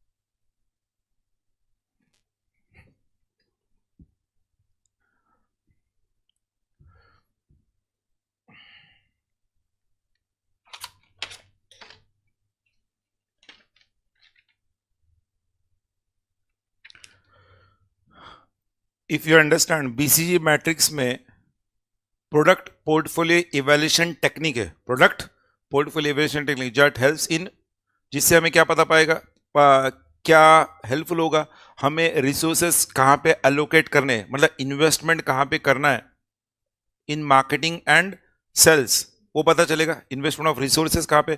तो I can say BCG matrix will help to take decisions of investment into businesses, investment into businesses, कौन से बिजनेस में इन्वेस्टमेंट करना है, कौन से बिजनेस पर नहीं करना है, बीसीजी मैट्रिक्स। स्वॉट, स्वॉट एनालिसिस, स्वॉट एनालिसिस का main strategic analysis of the organization for helpful for which helps the organization to take decisions in allocation of resources. TOWS for developing a strategy, BCG for taking decision of investment into businesses. You getting my point? Product portfolio evaluation technique. आगे वैसे बढ़ते Ansoff का नाम कहते हैं growth matrix. तो भैया एक बार आपने बिजनेस का डिसीजन ले लिया, कोई बिजनेस में इन्वेस्ट करना है कि नहीं करना वो डिसीजन ले लिया बीसीजी के थ्रू. ध्यान रखना, बीसीजी के थ्रू वो डिसीजन ले लिया कौन से बिजनेस में इन्वेस्ट करना है, कौन से बिजनेस में नहीं करना है. उस बिजनेस का आपने टाउस के हिसाब से स्ट्रेटेजी बना लिया, उस बिजनेस में आपने स्वॉट के हिसाब से रिसोर्सेज अलोकेट कर दिए. अब आपको वो बिजनेस ग्रो करना है. क्या करना है? आपने स्वॉट को ध्यान में रखते हुए उस बिजनेस के लिए रिसोर्सेज अलोकेट कर दिए, टाउस के हिसाब से उस बिजनेस का स्ट्रेटेजी बना दिया, बीसीजी के हिसाब से आपने उस बिजनेस में इन्वेस्टमेंट कर दिया. अब आपको बिजनेस क्या करना है? ग्रो करना है. तो ग्रो करने के लिए एनसॉफ ग्रोथ मैट्रिक्स का इस्तेमाल होता है, which is also known as 2x2 matrix. 2x2 matrix, ध्यान से सुना. इस मैट्रिक्स का मेन फोकस किस पर है? ग्रोथ पर. मतलब जो बिजनेस में आप हो उस बिजनेस में ग्रोथ कैसे लाओगे, उस बिजनेस में ग्रोथ कैसे लाना है, इसको लेकर मैट्रिक्स है. एक चीज क्लियर होना, केस स्टडी जब एग्जाम में आएगी तो ध्यान इन बातों पर रखना होगा. ग्रोथ लाना है तो एनसॉफ मैट्रिक्स, प्रोडक्ट में इन्वेस्टमेंट करना है कि नहीं करना है, बीसीजी मैट्रिक्स. आगे और एक मैट्रिक्स है बड़ा बीसीजी. स्ट्रेटेजी बनाना है, टाउस मैट्रिक्स. रिसोर्सेज अलोकेट करने हैं, स्वॉट एनालिसिस. ये रेगुलर क्लास में मैंने कहा था आपका एक प्रॉपर एक जगह पे सारे मैट्रिक्स का क्या पर्पस है लिख के लिखो. बिकॉज एग्जाम में केस स्टडी में अगर कोई क्वेश्चन आता है, अगर आप गलत मैट्रिक्स चूज कर लोगे you will lose the marks. तो एनसॉफ मैट्रिक्स 2x2 मैट्रिक्स का मेन फोकस क्या है? ग्रोथ. अब ध्यान से सुनो, जिस प्रोडक्ट को ऑलरेडी काफी लोग बेच रहे हैं और आप आज उस बिजनेस में नए आए हो और आपको उस बिजनेस में भी ग्रोथ चाहिए, मतलब मार्केट शेयर चाहिए, आपको भी आपका नाम कमाना है उस बिजनेस में जिसको ऑलरेडी काफी लोग बेच रहे. तो ऐसे बिजनेस में आपको आपका नाम कमाने के लिए शुरू में आपके प्रोडक्ट का प्राइसिंग ज्यादा रखना पड़ेगा क्या कम? क्यों? तभी तो कस्टमर आपकी तरफ अट्रैक्ट होंगे.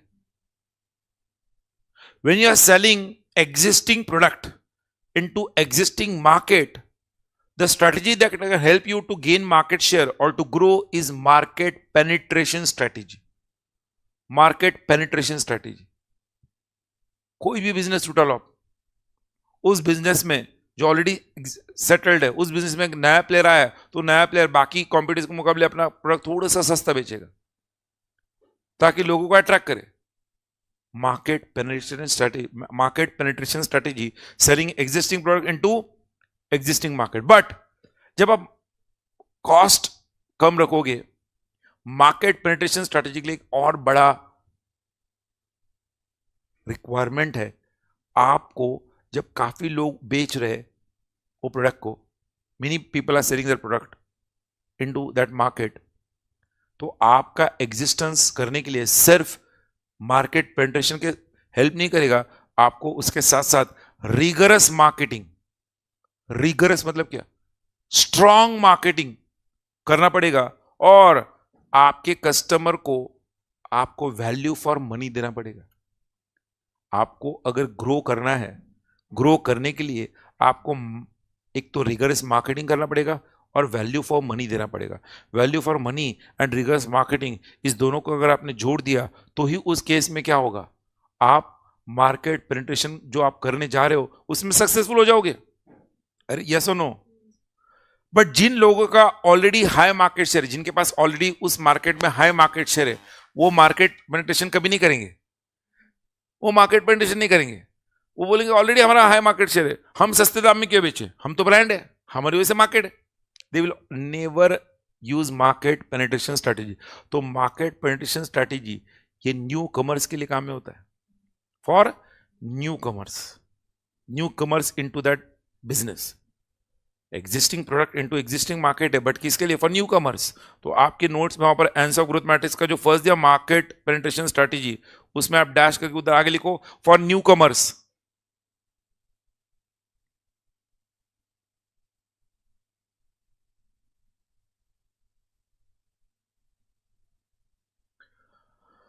क्योंकि मार्केट पेनिट्रेशन में आप क्या करते हो, प्रोडक्ट कॉस्ट कम कॉस्ट में बेचते हो, करेक्ट, प्रॉफिट मार्जिन कम रखते हो, कम कॉस्ट में नहीं कहूंगा मैं, प्रॉफिट मार्जिन कम रखते हो।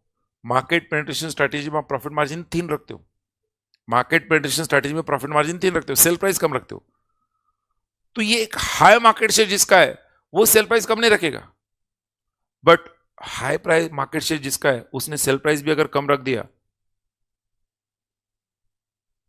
तो ऐसे केस में प्राइस वॉर छिड़ जाता है। प्राइस वॉर जो जियो ने किया टेलीकॉम सेक्टर में, प्राइस वॉर क्यों है?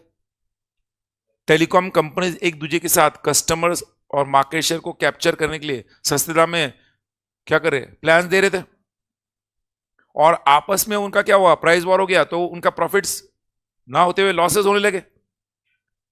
आज अब देखो जियो ने एक अच्छा मार्केट शेयर लेने के बाद जियो प्राइस वॉर को खत्म कर रहा है, अब प्राइस वॉर को छोड़कर बाहर निकल रहे, they are trying to develop their own pricing.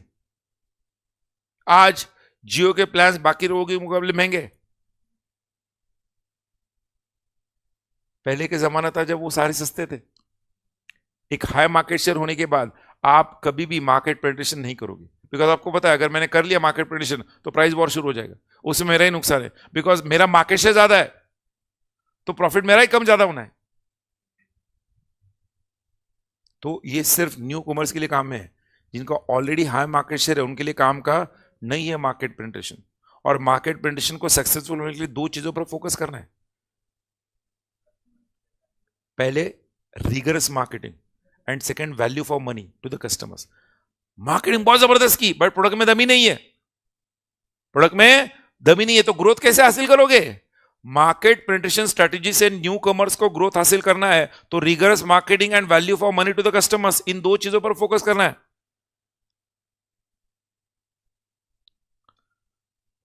तो मैंने क्या कहा, मार्केट पेनिट्रेशन स्ट्रेटेजी किसके लिए? न्यू कमर्स के लिए, correct. Product development if you ask me, दोनों के लिए, for existing as well as new, existing and new businesses दोनों के लिए प्रोडक्ट डेवलपमेंट।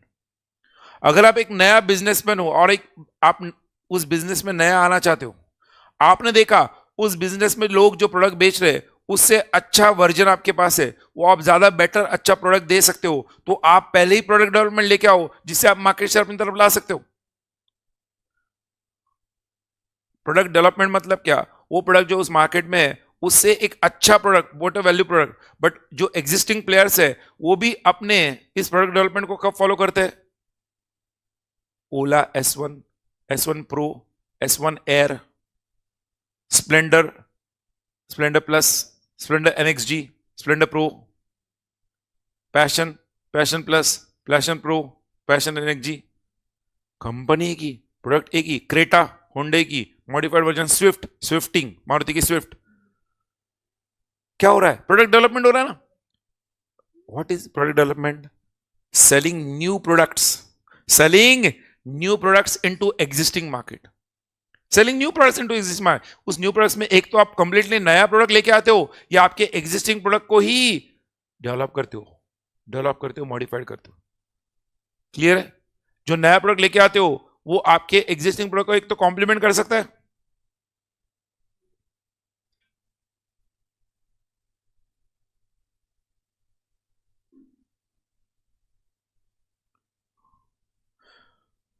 मैंने क्या कहा, प्रोडक्ट डेवलपमेंट दोनों के लिए काम का है, एग्जिस्टिंग एंड न्यू दोनों के लिए प्रोडक्ट डेवलपमेंट करते रहना, correct. Same thing market development दोनों के लिए काम का है, एग्जिस्टिंग एंड न्यू के लिए। मार्केट डेवलपमेंट में क्या होता है? Selling existing products into new market, selling existing product into new markets. भैया selling existing products into new markets के ना 3 टेक्निक्स है, ध्यान रखना 3 टेक्निक्स। ये तीनों टेक्निक अगर आप समझोगे, सेलिंग एग्जिस्टिंग प्रोडक्ट है इनटू न्यू मार्केट, अगर आप ये तीनों टेक्निक्स ध्यान नहीं पाए तो बहुत मुश्किल होगा, ध्यान रखना। Existing product into new market के लिए एक तो आप एक ऐसा मार्केट सेगमेंट आपके प्रोडक्ट के लिए क्रिएट करो जो अभी तक अनटैप्ड है, अनटच्ड है। Selling existing product into new market, आपका प्रोडक्ट है बड़ा एक नया मार्केट से, जैसे आईफोन ने लोअर सेगमेंट को टैप किया था, एक्सप्लॉइट किया था ना अपॉर्चुनिटीज। आपका एग्जिस्टिंग प्रोडक्ट है, नया मार्केट कैसे क्रिएट किया? By reducing the price.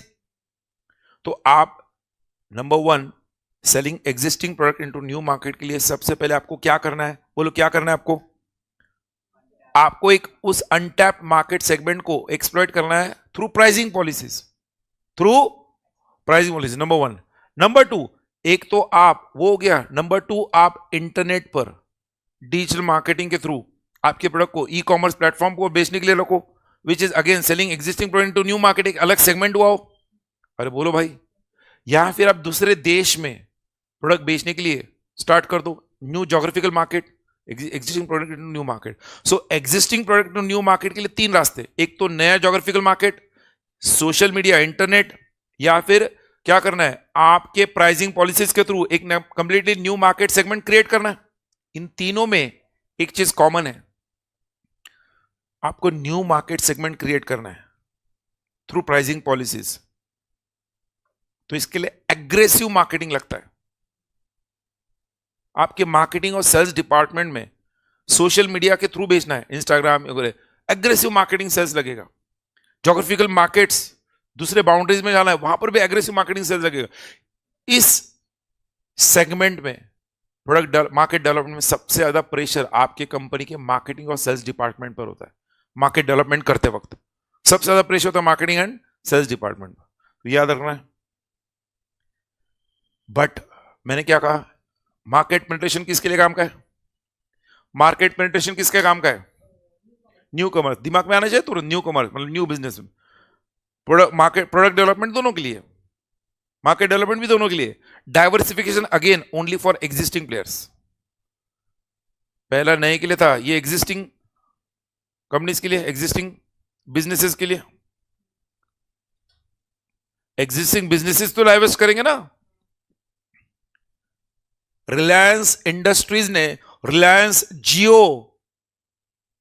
के तहत टेलीकॉम बिजनेस में जब एंट्री किया, they diversified. Reliance Industries existing business था, दे डाइवर्सिफाइड। आपने पहली बार टेलीकॉम बिजनेस स्टार्ट किया तो डाइवर्सिफाइड नहीं हुआ, it is a new business. When a existing business enters into a new market, selling new products into new market, new products into new market, it is diversification. और इसलिए तो diversification is can be a suicide cell. Hello,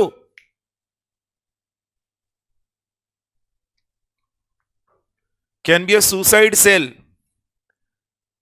can be a suicide cell.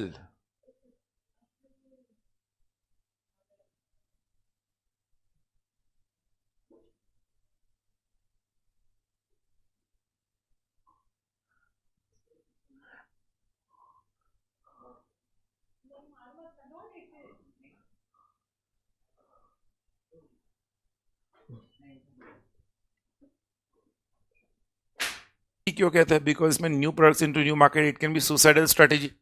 इसमें पैसा जो लगा है वो पूरा जा सकता है। डाइवर्सिफिकेशन के 3 टाइप्स है। जब आप न्यू प्रोडक्ट न्यू मार्केट में बेचते हो तो जो मार्केट आपने क्रिएट किया है वो आपका रिलेटेड मार्केट है। रिलेटेड मार्केट मतलब क्या? कस्टमर्स और प्रोडक्ट्स न्यू है, बट क्या दिया है? There is a logic behind entering this business. Customers and products both are new, but there's a logic behind entering this business. Related markets. Jio telecom ने जियो fibre start किया।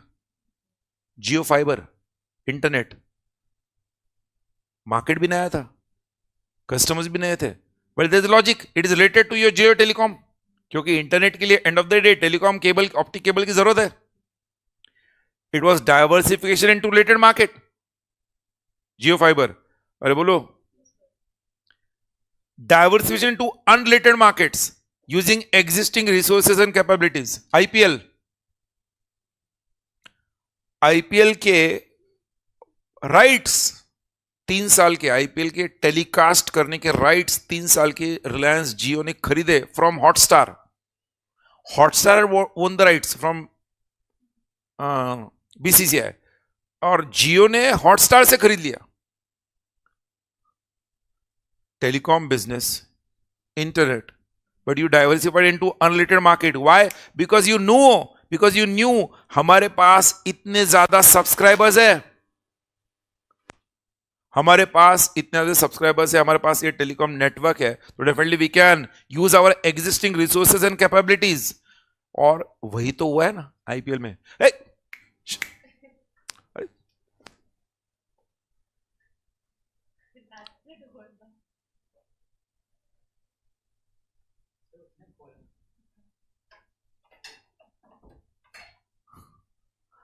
हे भगवान, student सोच रहे होंगे ऑनलाइन वाले क्या हुआ बीच बीच में। भाई कुत्ता घुस के आ रहा है, उसको भी एसएम पढ़ना है। सेकेंड फ्लोर है क्लासरूम का, मतलब सीढ़ियां चढ़ के आ रहा है, तो देखो उसने एसएम की गूंज वहां तक सुनी। वो भी क्या कर रहा है, ग्रोथ चाहता है लाइफ में, उसने एंस ऑफ ग्रोथ मैट्रिक्स जाना है। अब दिया है diversification into unrelated markets with new resources and capabilities, completely new market, new resources, new capabilities, unrelated markets। कल को जियो सिनेमा जो है वो पता है आपको, प्रोडक्शन में आ रहा है, production Bollywood, they are entering into Bollywood production. I don't know how many of you are aware, Jio cinema के सीरीज आ रहे, सीरीज, वेब सीरीज आ रहा है, मूवीज आ रहे हैं, unrelated markets with new resources and capabilities. Diversification का जीता जागता नमूना कंपनी कौन सी, रिलायंस इंडस्ट्रीज, जिसका petrochemical, petro polygranules main business, और कहां पे है, बॉलीवुड तक पहुंच गए। Diversification into related markets, into unrelated markets with existing resources, into unrelated market with new resources and new capabilities. तीनों का एग्जांपल मैंने दे दिया। Ansoff growth matrix 4 2x2 matrix कहते हैं, market penetration, market product development, so market penetration, product development, market development, diversification. याद नहीं रखना है तो market penetration, market development, product development, diversification, कैसे भी याद रखो, ठीक है, क्लियर है। एडीएल मैट्रिक्स, एडीएल नाम में ही सब कुछ है, एडी मैट्रिक्स, एडीएल। इसमें और बीसीजी में फर्क यह है कि बीसीजी में growth rate and market share को देखा जाता था, इसमें ग्रोथ रेट की जगह और मार्केट शेयर की जगह इंडस्ट्री, क्या कह रहा हूं मैं, industry position of your company and environmental assessment of the business. मैंने क्या कहा, इसमें दो डायमेंशंस कौन से, environmental assessment and business strength assessment. Industry में आपका बिजनेस स्ट्रेंथ क्या है और एनवायरमेंट ऑफ दैट बिजनेस क्या है, environmental assessment. Environment of that business क्या है, मतलब क्या समझना, एनवायरमेंट की जब मैं बात कर रहा हूं उस बिजनेस की, वो बिजनेस एक जस्ट न्यूली इंट्रोड्यूस बिजनेस है, वो बिजनेस ग्रोइंग बिजनेस है, वो बिजनेस सैचुरेटेड बिजनेस है, या वो बिजनेस डिक्लाइनिंग बिजनेस है। तो इसमें बिजनेस के एनवायरमेंट को स्टडी कैसे किया जाता है, इन 4 स्टेजेस, 4 स्टेजेस। उन्होंने एडीएल मैट्रिक्स के इन 4 स्टेजेस को लाइफ साइकिल मैट्रिक्स भी कहा था। क्या कहता है, लाइफ साइकिल। जैसे बिजनेस के 4 स्टेजेस इसमें दिए, वैसे वो कहते हैं ये 4 स्टेजेस लाइफ, एक ह्यूमन बीइंग का जो लाइफ है उस लाइफ से जोड़े गए, because we are born in this world, we are introduced in the world. Before introduced, we all are in the embryo of our mother. इसलिए उस स्टेज को कहते हैं before birth, before birth, when you're in the embryo of your mother, उस stage को कहते हैं embryonic stage, embryonic stage. After birth, when you start growing up, that is the growth stage. When you have grown enough, that becomes a saturated stage. क्या कहते हैं उसे, matured stage.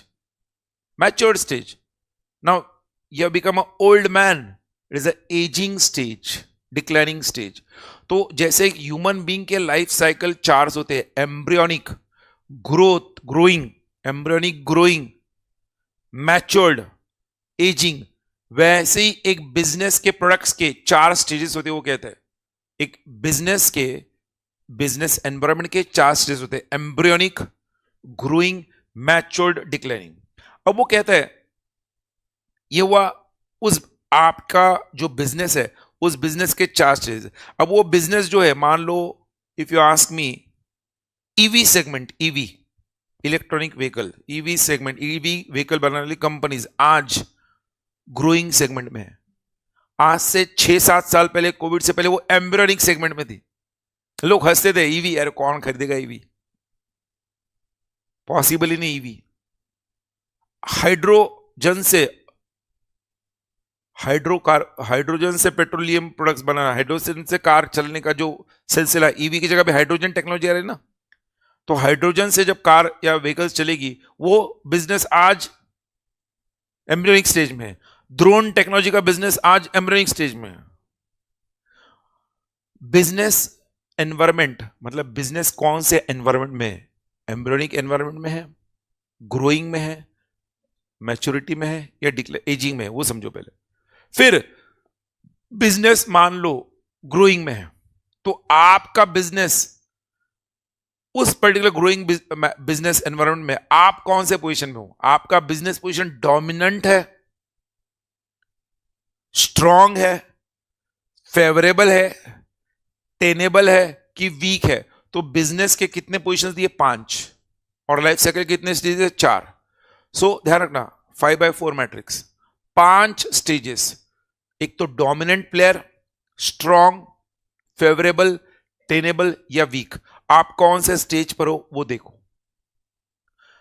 अगर आप जैसे एग्जांपल टेलीकॉम बिजनेस इंडिया में, if you ask मी, अभी भी ग्रोइंग बिजनेस है टेलीकॉम। हार्डली अभी भी 35-40% of the population has telephones, mobiles. अभी भी 50% ऑफ द पॉपुलेशन अनटैप्ड। लोग बोलते कैसे पॉसिबल है? बिकॉज हमें सिर्फ मेट्रो शेयर पता है। More than 60% of population stage in rural areas. जो मेट्रो शेयर है वही टैप हुए। अभी भी रूरल में काफी स्कोप है। रूरल में घर में 4 लोगों में एक मोबाइल होता है, और उससे भी आगे ट्राइबल एरियाज में तो वो भी नहीं है।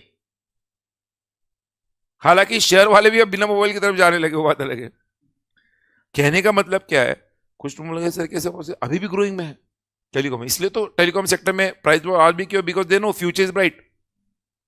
तो अगर आप टेलीकॉम सेक्टर में हो और आप टेलीकॉम सेक्टर एम्ब्रियोनिक नहीं ग्रोइंग सेगमेंट में है, अब रिलायंस जियो डोमिनेंट पोजीशन में है, उनका डोमिनेंट के साथ साथ स्ट्रांग पोजीशन भी है। एयरटेल फेवरेबल पोजीशन में है। बीएसएनएल एंड वी टेनेबल या वीक पोजीशन में है। तो देखो, ये 5 में से मैंने क्या कहा? डोमिनेंट और स्ट्रांग में जियो है, फेवरेबल में एयरटेल है, टेनेबल एंड वीक में वी एंड बीएसएनएल है। जो एक जमाने में बीएसएनएल का 90% मार्केट शेयर था, पता है आपको?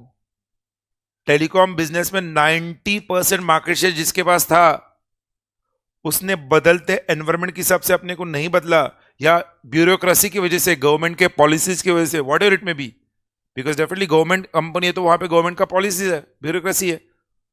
उस वजह से बीएसएनएल आज टेरेबल या वीक पोजीशन में आ गया। तो भाई वो कहते हैं, आप जिस इंडस्ट्री में हो उस इंडस्ट्री का ग्रोथ साइकिल है, मैच्योर्ड साइकिल है, एजिंग साइकिल है, एम्ब्रियोनिक साइकिल है, वो पहले ढूंढो। अगर वो ग्रोथ साइकिल में है टेलीकॉम बिजनेस, और आप अगर डोमिनेंट पोजीशन में हो, तो आपको hold position, hold share, strong position में हो, attempt to improve position, push for share, favourable position में attempt to improve position, push for share, Airtel कर रहा है। वीक या टेनेबल पोजीशन में हो, find niche and protected, turn around और abandon. Tenable position, weak position. Airtel का, सॉरी वोडाफोन आइडिया का वीक पोजीशन हो गया था ना। एक तो अबंडन करना, टर्न अराउंड करने की कोशिश कर, टर्न अराउंड करने के लिए ही वो अभी आगे बढ़ रहे हैं। एक तो टेनेबल में आने की कोशिश कर रहे हैं, इंप्रूविंग मार्केट शेयर की तरफ कोशिश कर रहे हैं। बनो किसी के वी, बनो किसी के हम। अभी ऐड आ रहा ना, वी बनो किसी के हम, कुछ भी ऐड दिया है, बनो किसी के हम। आपका जो भी वीकली डाटा है वो वीकेंड को यूटिलाइज करो, सैटरडे संडेज को, जो भी डेली।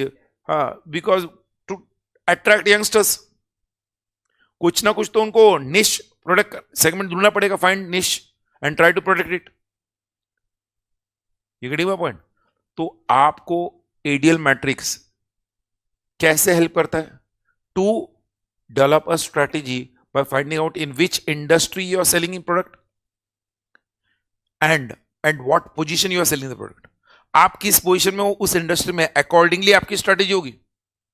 आपका उस इंडस्ट्री में जो नंबर 1 प्लेयर है और आप नंबर लास्ट पे हो, उसकी स्ट्रेटेजी आपकी स्ट्रेटेजी मैच नहीं हो सकती. तो आपकी उस इंडस्ट्री में क्या पोजीशन है और आप कौन से इंडस्ट्री में हो, ये दो फैक्टर्स आपको क्या करते हैं, स्ट्रेटेजिकली हेल्प करते हैं. Environment assessment and business strength assessment. Clear है?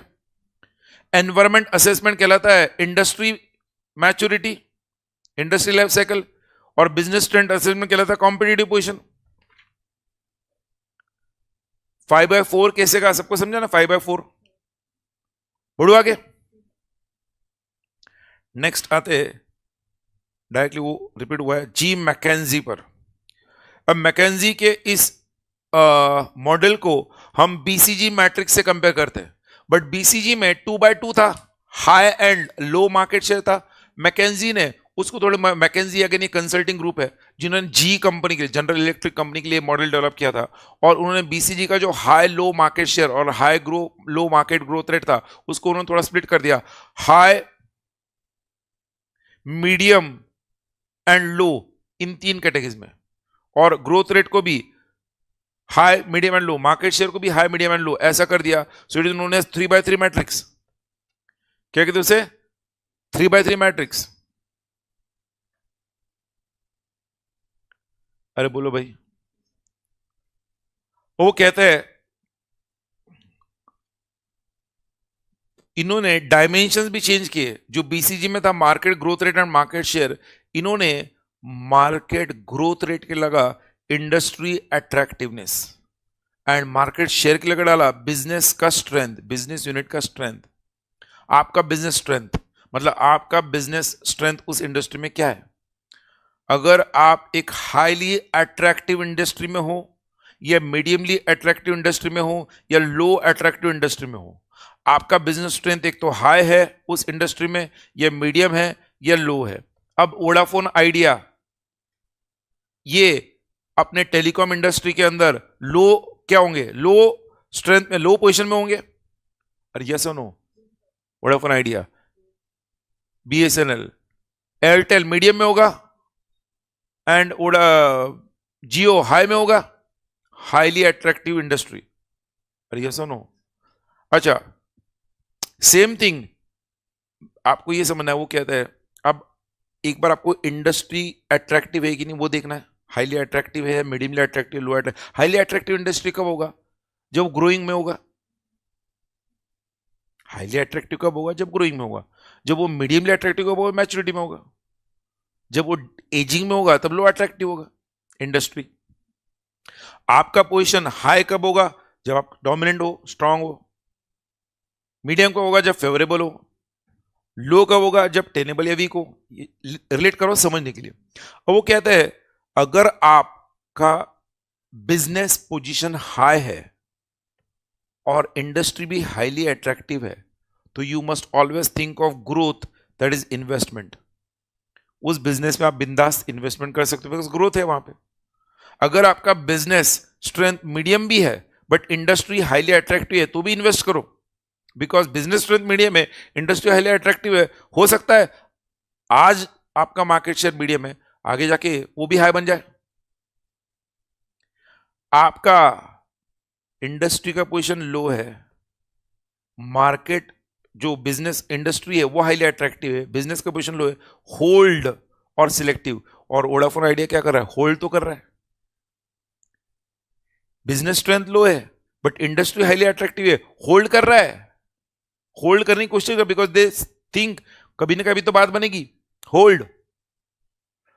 आपका बिजनेस स्ट्रेंथ हाई है और इंडस्ट्री मीडियमली अट्रैक्टिव है तो भी इन्वेस्ट करो बिकॉज बिजनेस स्ट्रेंथ हाई है. आपका बिजनेस स्ट्रेंथ मीडियम है और इंडस्ट्री मीडियमली अट्रैक्टिव है, नया इन्वेस्टमेंट मत करो, होल्ड करो. आपका बिजनेस स्ट्रेंथ लो है एंड इंडस्ट्री मीडियमली अट्रैक्टिव है, डिवेस्ट कर दो.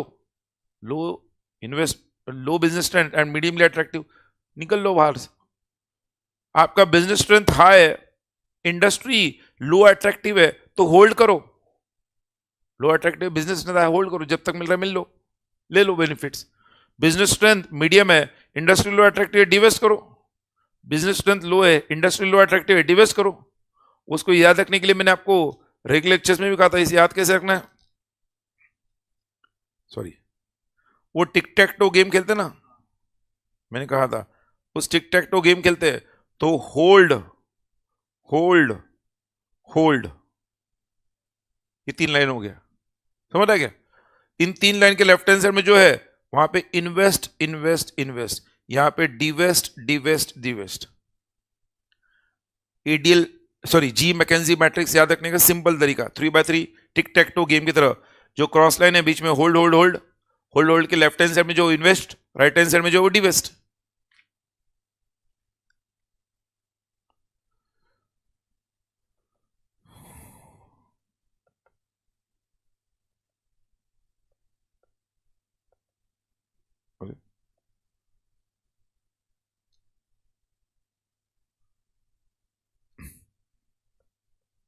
क्या है भाई,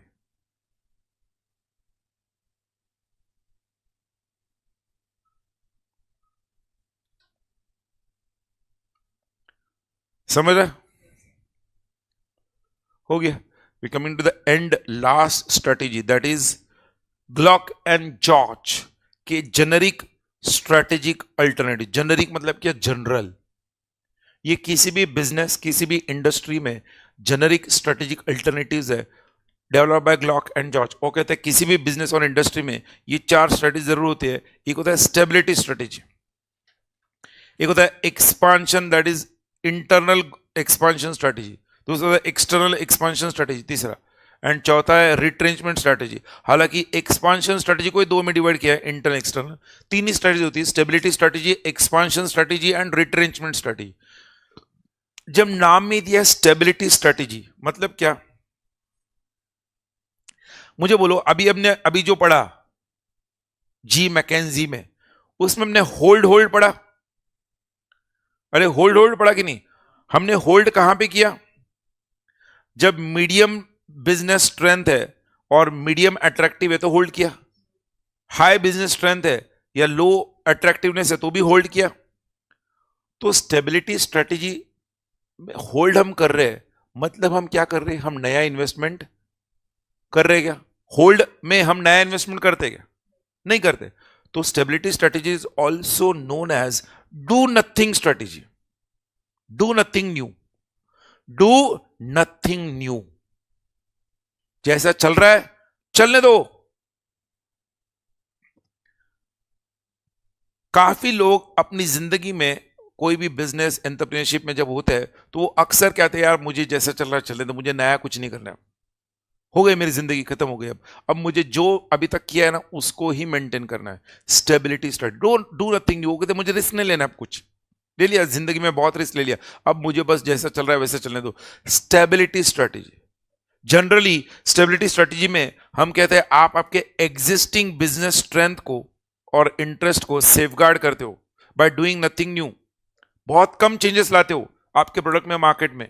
आप एग्जिस्टिंग कस्टमर्स को ही क्या करते हो? सेव करते हो, सर्व करते हो।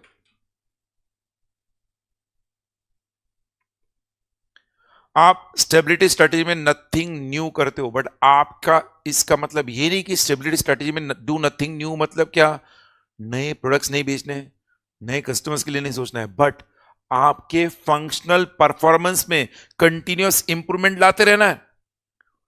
इसका मतलब ये नहीं कि आपको इंप्रूवमेंट नहीं लाना है, बिकॉज आपको अगर स्टेबिलिटी वाकई में मेंटेन करना है तो sharp focus on incremental improvement of functional performance लाना ही है। जो डी मार्ट की वजह से या रिलायंस स्मार्ट की वजह से जो एक किराने दुकानदार, स्मॉलर ग्रोसर शॉप का बिजनेस खत्म हो गया था, आज grocer shop, home delivery, credit, ये फैसिलिटीज शुरू करके वो अपना बिजनेस मेंटेन करने की कोशिश कर रहा है। तो incremental improvement in functional performance आपका जरूरी है उसके लिए। Stability strategy, stability do nothing new है, डू नथिंग न्यू। एग्जिस्टिंग में इंप्रूवमेंट लाओ ना, नया कुछ करो मत, बट जो कर रहे हो उसके अंदर बदलाव लाओ, उसको और रिफाइन करो, उसको और बेहतर बनाओ। स्टूडेंट्स से स्टेबिलिटी मतलब कुछ भी नहीं करना। अरे स्टेबिलिटी मतलब कुछ भी नया नहीं करना है, जो एग्जिस्टिंग कर रहे हो उसको आप इंप्रूव करो।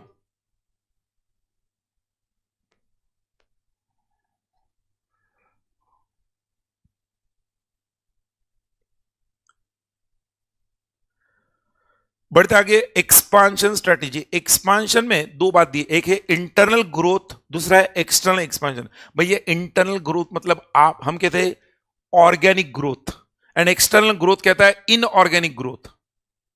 ये दो शब्दों में सब कुछ आ गया, आप सीआरआई के स्टूडेंट हो। ये इनऑर्गेनिक ग्रोथ हुआ और ये ऑर्गेनिक ग्रोथ हुआ। किसी और की मदद किए बगैर अपने बलबूते अपने दम पर आपने आपके बिजनेस को ग्रो किया है, उसे कहते हैं इंटरनल ग्रोथ एक्सपांशन। बट किसी और कंपनी को एक्वायर करके, किसी के साथ जॉइंट वेंचर में एंटर करके, कंसोलिडेशन करके आपने बिजनेस को ग्रो किया, एक्सटर्नल एक्सपांशन। दोनों वेज में एक्सपांशन होता है। अरे बोलो भाई। And last is retrenchment. ये क्या होता है? When all is not well, आप लिख सकते हो written, when all is not well in the company और in the industry. When all is not well in the industry और कंपनी, इंडस्ट्री भी हो सकता है। जैसे अभी आपने सुना होगा गूगल ने कुछ लोगों को काम से ले ऑफ दे दिया, निकाल दिया, फेसबुक ने निकाल दिया, बिकॉज यूएस इकोनॉमी वो कहते हैं कहीं ना कहीं आगे जाके एक रिसेशन की तरफ जा रही है, वर्ल्ड में एक लंबा बड़ा रिसेशन आ सकता है। तो उसको ध्यान में रखते हुए अभी से कुछ कंपनीज ने रिट्रेंचमेंट करना शुरू किया। रिट्रेंचमेंट मतलब अपने फ्यूचर के कॉस्ट को कम करने के लिए आज ही कुछ लोगों को ले ऑफ देना शुरू किया। रिट्रेंचमेंट टॉक्स अबाउट क्या? Cutback on cost, improvement in performance and reducing the scale of operations through divestment of some units और डिविजन्स।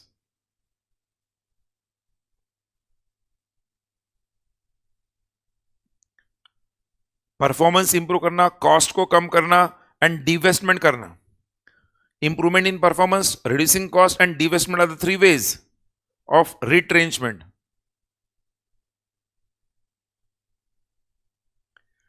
रिट्रेंचमेंट भी दो तरह का होता है, एक होता है इंटरनल रिट्रेंचमेंट, दूसरा होता है एक्सटर्नल रिट्रेंचमेंट। इंटरनल रिट्रेंचमेंट में आप खुद के असेट्स को बेचोगे, आपके रेवेन्यूज को क्या करोगे? बढ़ाओगे, आपके ऑर्गेनाइजेशन के अंदर टन कॉस्ट को कम करोगे, प्रोडक्ट्स को कुछ निकाल दोगे, कुछ प्रोडक्ट्स रखोगे। एक्सटर्नल रिट्रेंचमेंट में आप क्या करते हो? किसी और के साथ मिलकर किसी और को अपना बिजनेस बेच दोगे, किसी और को अपना बिजनेस बेच दोगे, या फिर आप लिक्विडेशन में चल जाओगे। Divestiture and liquidation are the two ways of external retrenchment. Divest करना मतलब अपने बिजनेस को बेच देना, लिक्विडेशन मतलब वो बिजनेस ही बंद कर देना, लिक्विडेट कर देना। लिक्विडेशन का मतलब जरूरी नहीं बोला कि एकदम लॉस मेकिंग, ध्यान रखना, लिक्विडेशन का मतलब लॉस मेकिंग नहीं होता है, वॉलंटियर लिक्विडेशन भी होता है, इसलिए मैं बता रहा हूं। तो एक तो एक्सटर्नल रिट्रेंचमेंट में एक तो उसको बिजनेस को बेच दो या उस बिजनेस को लिक्विडेट कर दो, बंद कर दो, खत्म के लिए।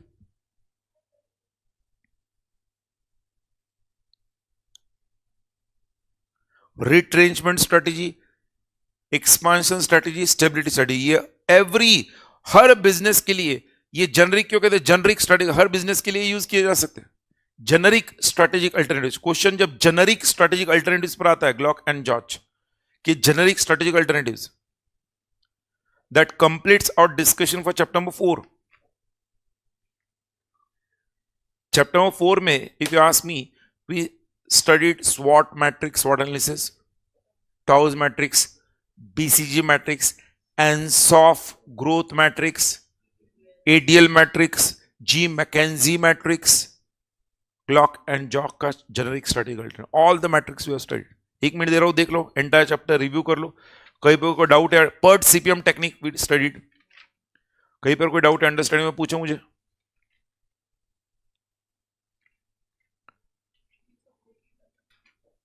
हाँ इजी है, नहीं लगेगा, डोंट वरी। सिर्फ आपको, और मैं अगेन कहूंगा, इवन दो मान लो अभी आपने तो लाइव अटेंड किया है, जो रियल टाइम जो रिकॉर्डेड लेक्चर देख रहे हैं, जब भी आपको रिवीजन करना है घर में, अभी ये लेक्चर 1.5 की स्पीड पर फास्ट स्पीड करके फटाफट रिवाइज करोगे तो भी पढ़ाई हो गई। नोट सामने रखना है, 1.5 की स्पीड पे, 1.25 की स्पीड, वाह ठीक है, आगे बढ़ो। और एक चीज जो मैंने बोली है, भूलो मत, स्कैनर, उसे भूलो मत। वो मस्ट है। और आंसर लिखने का तरीका, ये रेगुलर लेक्चर्स में मैंने आपको बताया, आंसर लिखने का तरीका आपको मार्क्स दिलाएगा। आप पॉइंट्स में आंसर लिखना मस्ट है। मैं क्या बताऊं, रेगुलर क्लास में काफी टेस्ट हमने जो लिए उसमें पॉइंट्स में अपने आंसर लिखे, हर आंसर के लिए हमारा कंक्लूजन था, प्रॉपर स्टेप्स थे, पॉइंट्स थे, वो भूलो मत। जहां पर भी हो सके वहां पे डायग्राम्स ड्रॉ करना है, जहां पे भी हो सके वहां पे फ्रेजेस अच्छे यूज करने हैं। जैसे हमने कल वो विजन के लिए पढ़ा था ना, a blind man, a man without eyes is blind man but mind without vision is dead man. ऐसे फ्रेजेस यूज करो, that will decorate your answer, that's simple. 2 minute का मेंटल ब्रेक लेते हैं, will start with chapter number 5, 2 से 5 minute.